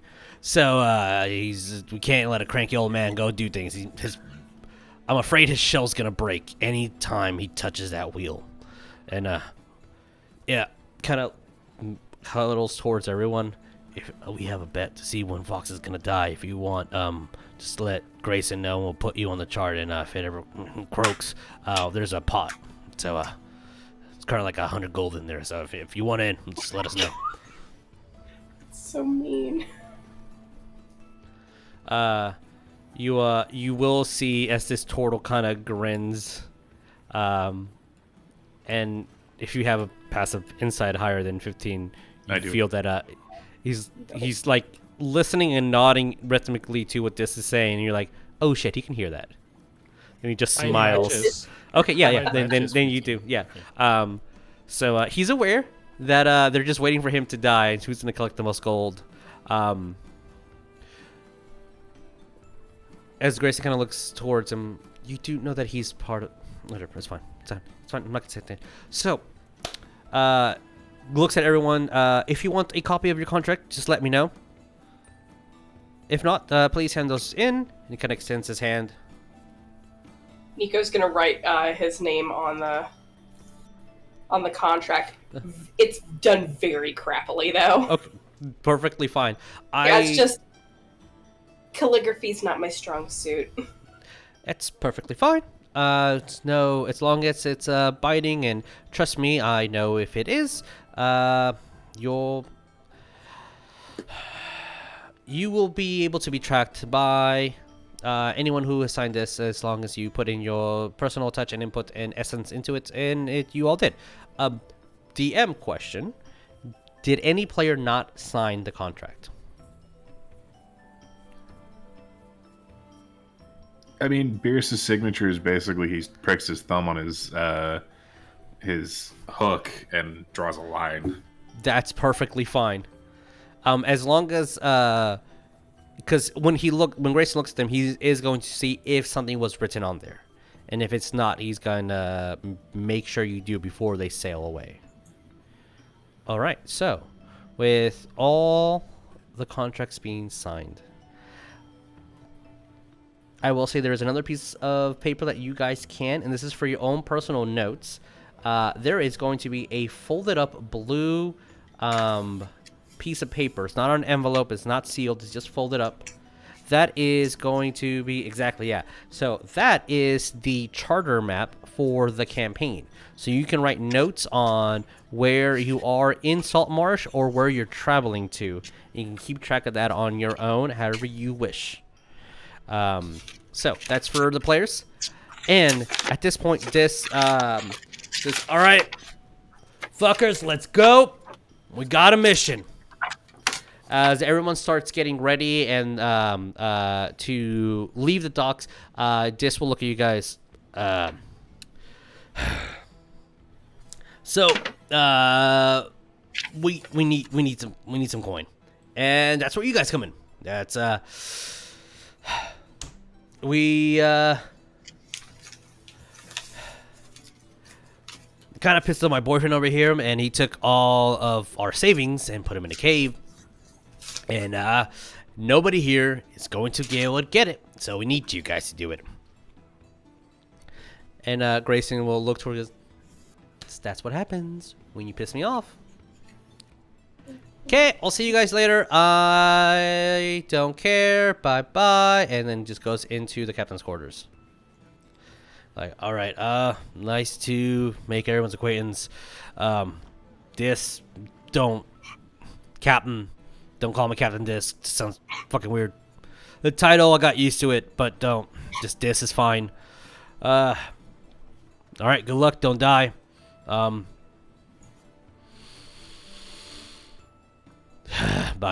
And just leaves. And that is where we're going to go on break. So after being in the oddest of ways, signed the contract to be part of the Sea Devils crew, your first mission is to go to a specific cave off. It's not far off of Saltmarsh, where apparently Dis pissed off Grayson, and so Grayson went to go hide all their money.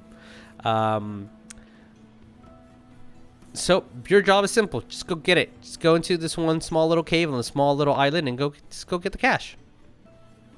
Nothing big. And yeah. Possibly go wrong. What could possibly go wrong? Welcome to the Sea Devils. I'm starting to suspect this is not a merchant ship. I wonder what gave you that impression. Nana's going to look at you. Oh my. Going to put a new Deadpool list. All right. On the tall one. And you see that a lot of the crew is starting to go over and place their bets. And that's where we will go on break. So we'll see you guys in a 20 big minute. ones for the next hour. Great. All right, we'll see you guys in a minute.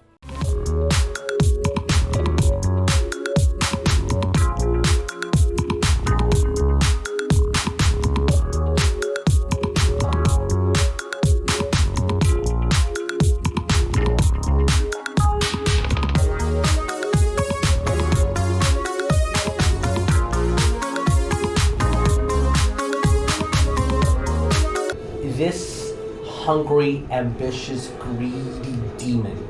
Hungry, Wants to consume magic. Yeah, he's trying to loan shark me out of my hat. It doesn't care if it's human life, if it's magical life, it wants all of it. Yeah. It understands that the Night Walker will kill it, it doesn't care. If it can get strong enough to defeat it, it will. Even if it means you die. He would prefer if you died. Yeah. Well, that's fair. You have a week to think about what you're going to do, as there is a Night Walker approaching in time. As it starts to... It gives out a little squeak, and then it inhales. And when it inhales, you hear this wheeze of... This is just gonna pick it up and just be like, your name is Gren, and I love you. Cole's like, are you sure about the name? Yes. Look at his little grin.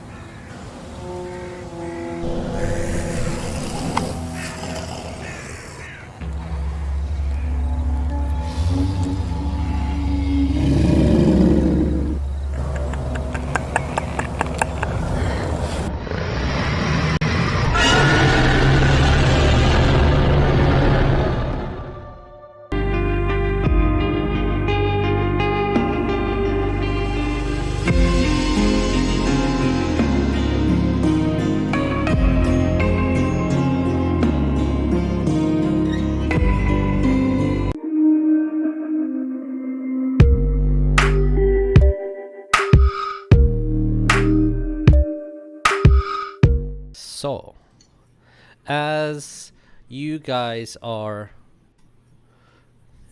about to sail away, you God damn it, Nick! I was about to sing that. you hear as Grayson is going into the captain's quarters. He's like, I want this ship ready in 30 minutes. Give the fish some mop. Start cleaning, and closes the door.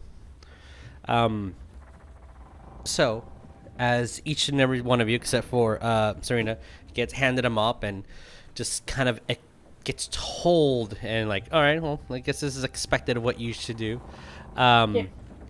You see the Goliath grab his instrument, and he only grabs his lute, but it sounds like other instruments are coming from him. as he starts playing music of encouragement. I'll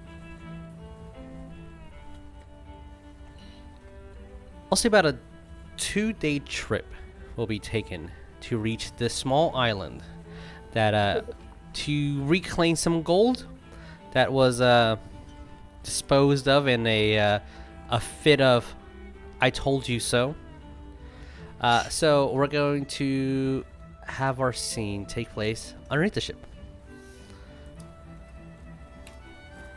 So, as Serena, you are going to have some company now at the top of the ship. Is it shift? Yes. You'll see some hammocks and some of y'all's bedrolls and stuff gets discarded there. Next will be a room that has the only bath and a couple of beds if anyone needs to sleep there. The main eating area, a couple of books that were donated by Grayson himself, very kind of you. And you see Buta when it's getting cold or it's too shady, kinda goes inside, no longer soaked in the sun. And he has 2 pet rabbits that he treasures and just lets them loose, but doesn't let them go above ship. Piran is playing cards. Apparently his opponent left. Spitz is in the kitchen currently cooking up some stuff. You'll see that calamari is on the menu for tonight as Nina's reading her book. Nina and a few others have their own private beds and a full chest to put in all their equipment, and towards the back is just the provisions. You'll see that there is a piano that looks gorgeous, brand new piece of equipment. Even the stool looks more expensive than some of the things in here. Serena, as long as you've been here, you have never seen anyone play it, but it's there, just in case someone decides that they will. Not even the bard has attempted to touch the piano, because it looks too nice, as he says. There is a reinforced wooden cage that it's there just in case, you imagine. So, on this afternoon, you guys have been on the ship for 2 days now. What would you be doing? I mean, first things first, when Beerus gets handed a mop, he'd be looking over it and be like, I'd prefer to be up in the rigging and helping with the sails and everything up in the foremast. Or maybe the mizzenmast, it just kind of depends on whichever one you want to put me in. As that gets passed to Udina, and Nina has a clipboard and charts. All right, and then we will change that and starts writing. Well, then you'll be able to help Feathers with all. Just watch his lead and be there to help. And if you think you can do better, let me know, and then we'll move you up. Yes, ma'am. And I see you guys get to work on the initial mission, and everything gets set to sail, and you guys have been just cruising and navigating. Anything that you wish to do, particular on, let's say, your rest.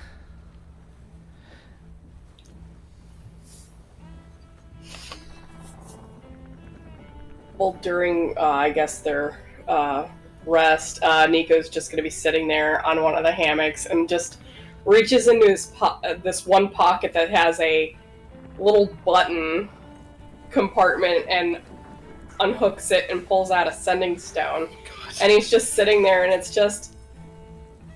So I got on a ship. Don't know where we're going, but maybe I'll run into you guys. I don't know. It's also a pirate ship, but don't worry.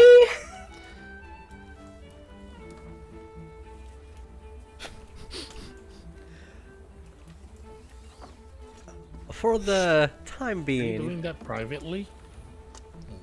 Or just kind of in the open? Privately. okay. Okay. All right. Then you'll be able to hear Nico mutter to someone, and they'll be. Could I try to pick up what he was saying? What Nico was saying? Yeah. Sure. Try to eavesdrop in. Roll me a perception. Fuck yeah. And I'll say Nico contested with a stealth. Oh. That's a flat 12. All right. Stop. Oh, that's a 16. Okay. You heard some muttering. You think that whatever the conversation is, it went well. And something about pirates. Do you use that little pebble to call your mommy? Nico's gonna kind of like try to like sit up, but probably literally fall backwards on the fucking hammock. Yeah, it's like no, I don't know who my mother is. No, it's... Oh wow, so special. So just nobody else remembers their mother either. It's to my significant others. I kind of got separated from them, so... I'm sure they're doing just fine without you. Yeah, they're capable. Like, he doesn't seem sad or anything. Like, he's like, yeah, no, you're right.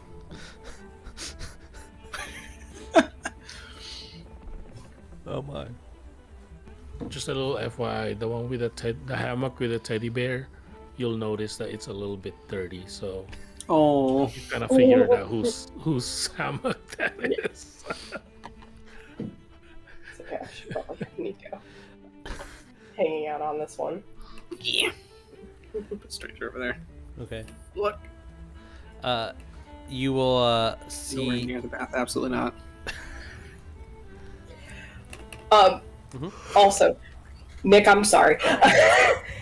He's also gonna look out over to Beerus, and it's like, I didn't know you could teach rabbits how to fight. That's so cool.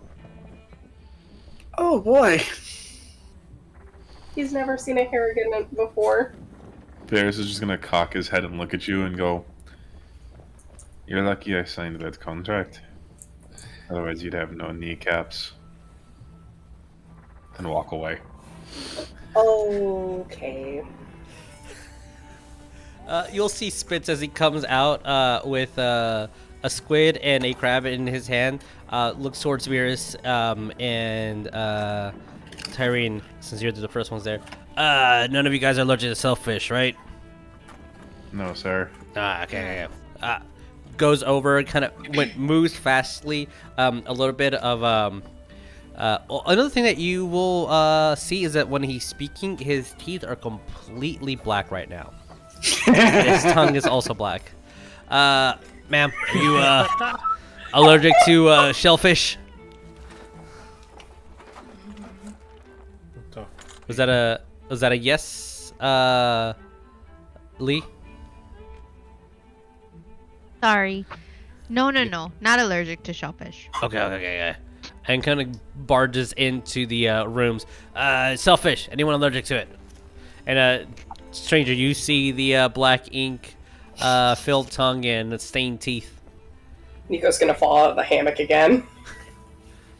We should probably He's a little stay. jumpy and he's having to get used to. I think we're going to have to nail you to the hammock.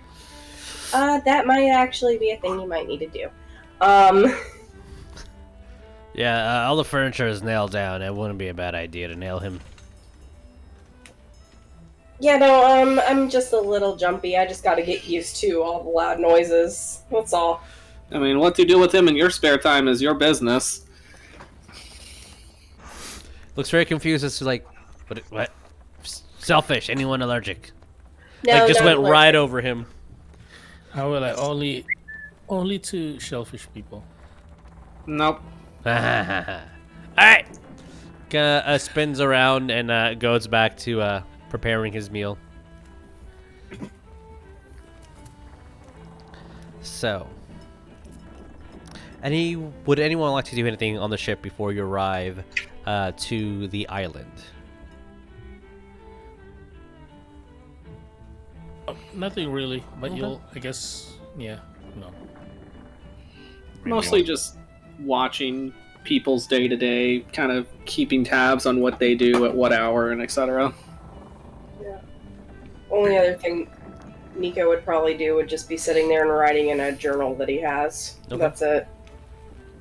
Well, you definitely learned that a lot of the personalities are, individual people have individual needs and wants.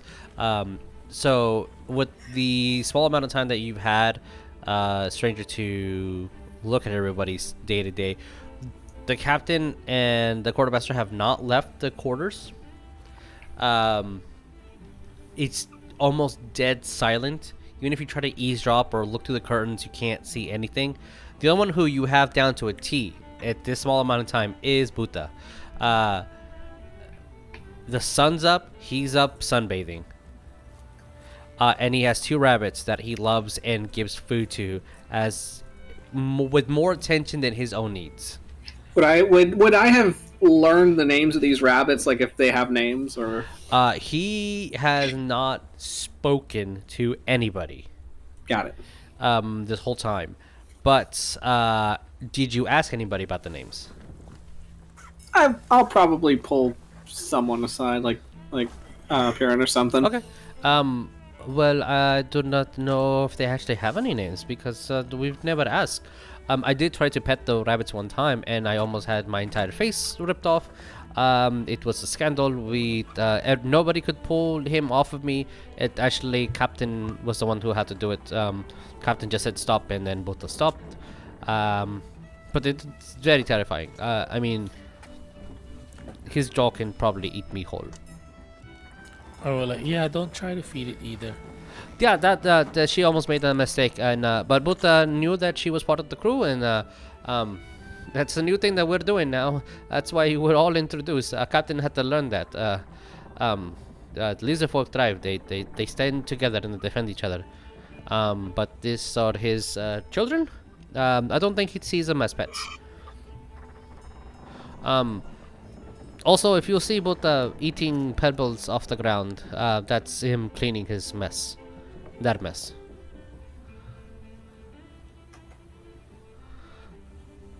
Good to know. Yes. Got some good protein. Yes. I mean, Vegetarian. rabbits. That's what rabbits do. Just in case you I know. will absolutely be collecting any pellets that Vuta doesn't see. Yeah, there's 2 types of pellets that rabbits make. One that's digestible and one that is not. Guess which one Buta eats? One that is not. Yeah. Also, if you do happen to find any odd-shaped stones, may I request you bring them for Buta? He likes to swallow them to digest.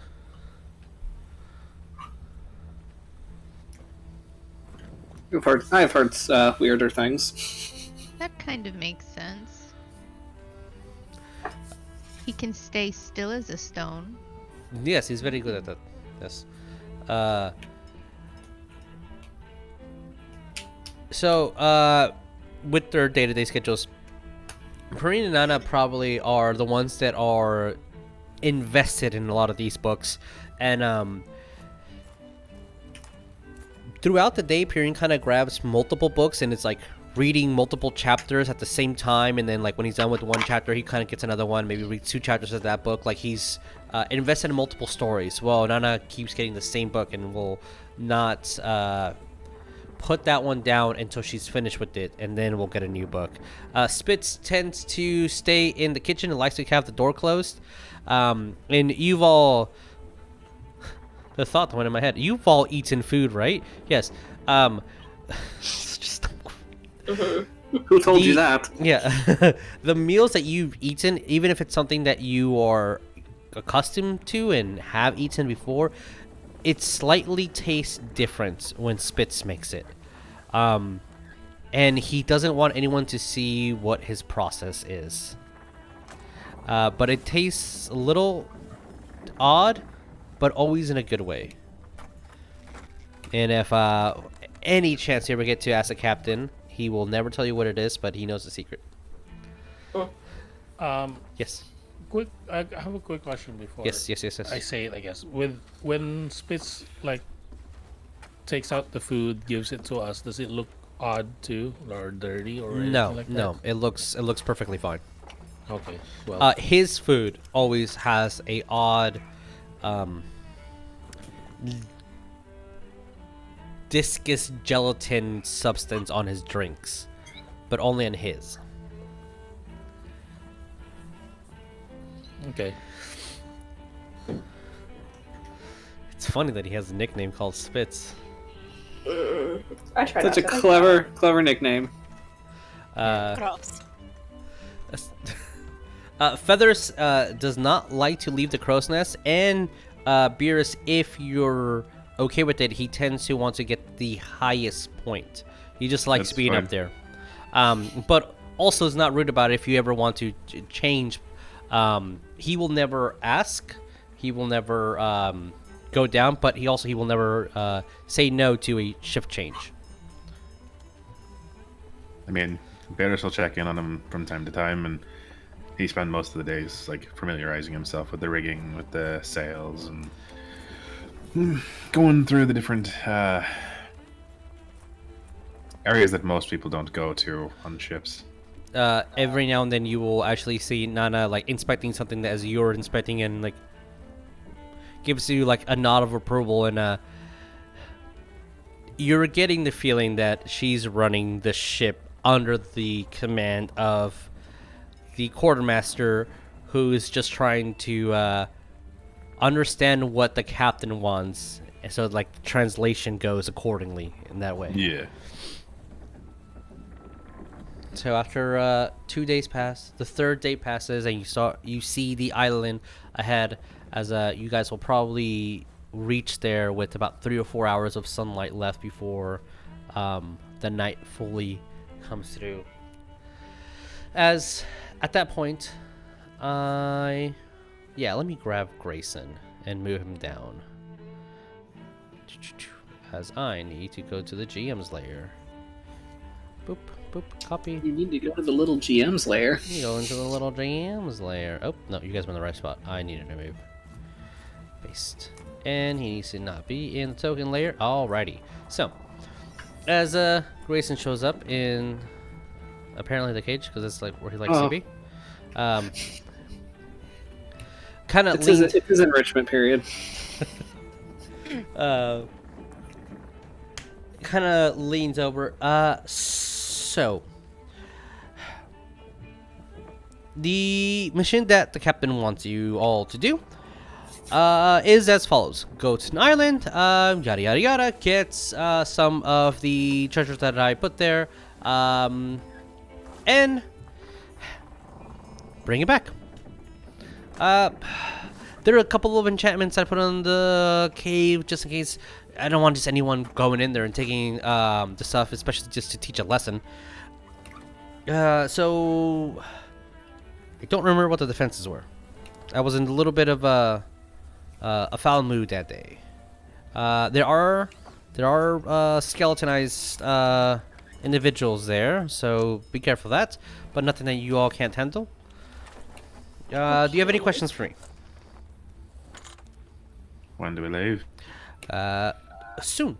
We will be getting everything ready so you guys can take the dinghy and go out. Also, the treasure is going to be a leather-bound chest with some wood reinforcements on the side. This is very important. The pressure release is on the back. Press that, and then you can unhinge. If you don't, you'll get sprayed with acid. Noted. Got it. Worst things to be sprayed with, but alright. He looks towards the ceiling, and every single one of you can see that he's looking in the direction where the captain's quarters are. Where were we? Acid. Yes. Something acid. about coming and going. All these shows are over this one's head. Yes, please bring that back and don't die. And Good advice. Got it. Easy. that Well, unless it's the skinny one. What? he may die. That's true. Question to you. How big is this dinghy? Because it's a mighty big car right there. I don't think it's gonna fit in a normal one. To be honest, that is a thing that I need to fix. Give me a second, and I will duplicate one for you. Thank you kindly. Because Beerus, you did see that there was only one. And yeah, all of you can squeeze in, minus our water buffalo Minotaur. A ship with only one dinghy. I could try to It's a swim, we got but double dinghies. Yeah, why don't we got the double dinghies? Gentil's got 3. We don't bring him up. Yeah. Oh. Shanti's like, my ship has 3. If you if only he can hear you right now. Why do you think this was being punished? As you'll see Grayson going upstairs to essentially conjure up another dinghy for you guys. You do hear a little bit. At this point is where you know why Nana specifically likes to sit where she sits, because you can almost hear the full conversations that Grayson and this have. As you hear the door close to the captain's quarters above you, since you're kind of where that would be. You do hear a no, and that's what happens when all the money goes into drinking. And then you don't hear a response. Actually, it's almost like all the noise got canceled after that, and you all feel like that's when someone needs to speak. Well, did you learn your lesson? Okay, good. And then you hear a slap. And then immediately quiet afterwards. And you see that her eyes are off of the book and she's looking at the ceiling. And when the silence goes on, she goes back to reading. Turns the page. Sometimes he can't concentrate on everything in the ship, so you get to hear a little bit of conversation. Ooh, eavesdropping. I like you. So, as Grayson conjures up a second ship for our friend who just needs a little bit of extra leg room. It's all good. Been there before. We're still good. ready for some action. I love it. Thank you. As you guys, the ship anchors and the dinghies get lowered, you guys bring all the provisions that you so wish. I assume everything in your inventory. As you guys, you wouldn't be sailing away; you'd be rowing away. As you guys row towards this small island, that do we have? Oh, okay. Oh, yeah. All right. Let us move ourselves to this island. We might not have enough time for everybody. Because everyone move their character. Please and make sure. Wait, what? Oop. Oh. Okay. Everybody should have vision as well. Please let me know if you do not have vision. Have vision that moves with me. Good. Perfect. Awesome. Okay. I thought the rabbits weren't supposed to get wet. Depends on the fucking rabbit, you bitch. Two. Let us. Where is the correct sound that I want? Let's do this one. Okay. I feel like with Stranger bringing that up, Nico's just looking at Beerus. I apologize for what I said earlier. You got to learn to think before you speak. Well, hey, this is Everyone where I just mentioned likes we're I off am. the. We're technically not on the ship. Aye. All disagreements are settled on shore. He's not wrong. So, apologized. So I guess the disagreement is settled. love to hear that. As the island is very, very small, it takes you maybe about 10 minutes or so to find the only cave in this island. You see that river water is kind of flowing down into the this cave and collecting underneath. The water that's going into the cave would stand maybe about 2 feet, so it's not deep by any means. We have a little bit of time before we will call it a session. So I'll say let's move into the first part of the cave and we'll get as far as we can. So anything that you guys would like to do before, as you guys are approaching the island or before actually entering in the island, it is completely dark in there. So if you do not have dark vision, you can't see past maybe about 3 or so feet from just the sun. Yeah, the first thing I would actually do when we get to the cave, you'll see Serena kind of wander off a little bit, crouching, looking at the dirt, and then mutter something and grab dirt and put it on her pouch. Or like, I needed to replenish some stuff. Beerus is lighting a torch once we get to the cave. Okay. And from my point of view, it looks like Lee, is your character's name Wet? What?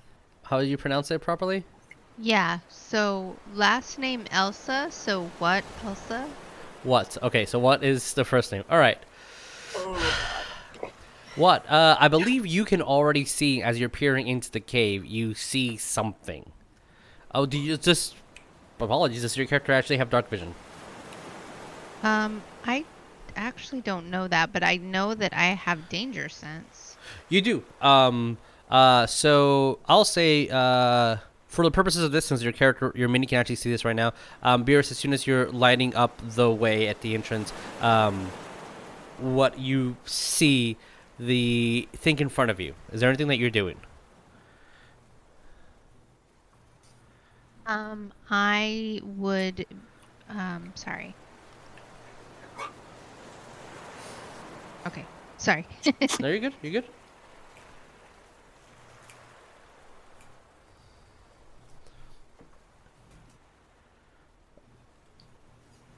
But you said I do see something? Yes. I'll say if you don't have dark vision, that's fine. As soon as Beerus's torch is lit, you'll be able to see it. But you, from the current position of your character, your mini can actually see something. If you want to let anyone know what you're seeing or what's happening, you can. I'd be like, hey guys, just heads up. Looks like we have one of the friends that Grayson mentioned, skeletal guys I'm seeing. I don't know. Which... Just if you guys don't mind, I can definitely interact with it first if that's needed to see how much they'd like to threaten us. So we'll have a bone to pick with them? Ooh, I love it already. I'm going to kill him. Which you do see a completely skeletal person, maybe a little bit of flesh on their forearm.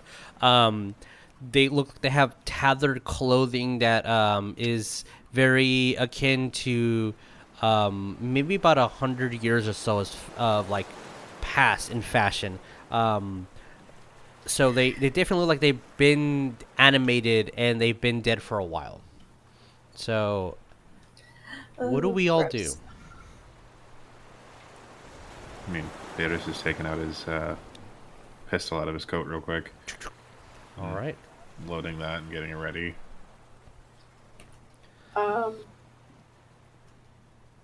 Despite, again, having the sword on his hip, Nico's just taking his taggle harp off of his back. And he's going to also take the bow. Okay. Yeah, just kind of like Well, I'm ready. Yeah, Watt is just going to kind of lean in with the horns. That's kind of the natural stance she takes as we're walking into kind of an unknown. Oh, that's cool. I like that. Okay. Dope. All right. Please move your character where you would like to go. As You'll notice too when I unsheath my sword, you'll start glowing. That's It's, right. Yeah, it creates 15 foot of radius of light. Okay. Let me actually. What color is the light of your blade? Because I know it's a silver tipped. What color again was your light? I guess just what the moon looks like. Maybe yellowish. Yellowish. Okay. Kind of. Let's go with this guy. Yeah. All right. I don't know if everybody sees it, but they should be able to that's see what it. looks Yeah. Well, actually, no, because they don't have control with the character. Yeah. Unless I put C, and then everyone should be able to see. Aha! Roll 20 hacks. Does everyone see the radius of light? No. Nope. Okay. I see it on think- Twitch though. All right. yeah, all I right, think never they mind. need to control, They but need to yeah. have all control. Yeah. Okay. No They problem. can No control my issues. character, they'll see it. Yeah. I don't want to do this so they can. But you see that there's the light. Imagination. Yeah. Imagination. So what do we do, guys? I guess I don't. Yeah, I'll move right behind Watt. All right. What? Oh, strategic. I like it. Gonna zoop, zoop. Oh my god. Just stepping to the stones as the water is kind of pouring down underneath your boots going into this cave. Soggy socks. So Can I tell if the water is gonna have to be swam in, or It's, is it wadeable? it's about I'm pretty 2 big feet. though, so The at the deepest, at the pull down the 10, 20, 30, 40, about 40 feet in, you'll see that it actually collects into a pool, and that's about 2 feet. The water is very, very clean, so you can see there's no critters, maybe a stick or two and a piece of stone, but it's pretty clean water. Oh, party, I just want to let you know, I think this water is walkable, but let me know if you find a deep spot. You can always hop on my back. Cool. All right, you can move your mini where you would want to be, since there's a lot of things here. I don't want to like move your mini into a position just because we're entering a quote unquote dungeon, you can say. There's everything is one. Also, I'm assuming we're going the right way into the cave. Don't Yes, really this- know. There's only one entryway into here. As you will see a skeletal individual who looks at you guys and goes to unsheath the sword, but there's nothing in the sheath, but like almost like a reactionary thing. And I think as soon as everyone sees that there's a skeleton in there, and then you hear the water move on side, you see that there's another one. And as you are entering into this cave with 2 skeletons, we're going to end there, and we're going to start next game with an initiative roll, as we're going to do a dungeon initiative to see what goes where and when. Alrighty. Cool beans. So, you are all part of the Sea Devil crew. You have signed your soul. I mean, you've signed the contract. You're on your first mission. Get some of the money that Grayson stuck away because Dis pissed him off. And we'll see where we go. Alright, thank you guys. We'll edit this, put it on YouTube, Spotify, all the other things. And next week we're going to play some Rise of Tiamat. As we're officially on our module Mondays. Yay. Alright, thank you so much for watching. We'll see you next time. Adios. Bye-bye. Bye. Bye. Bye.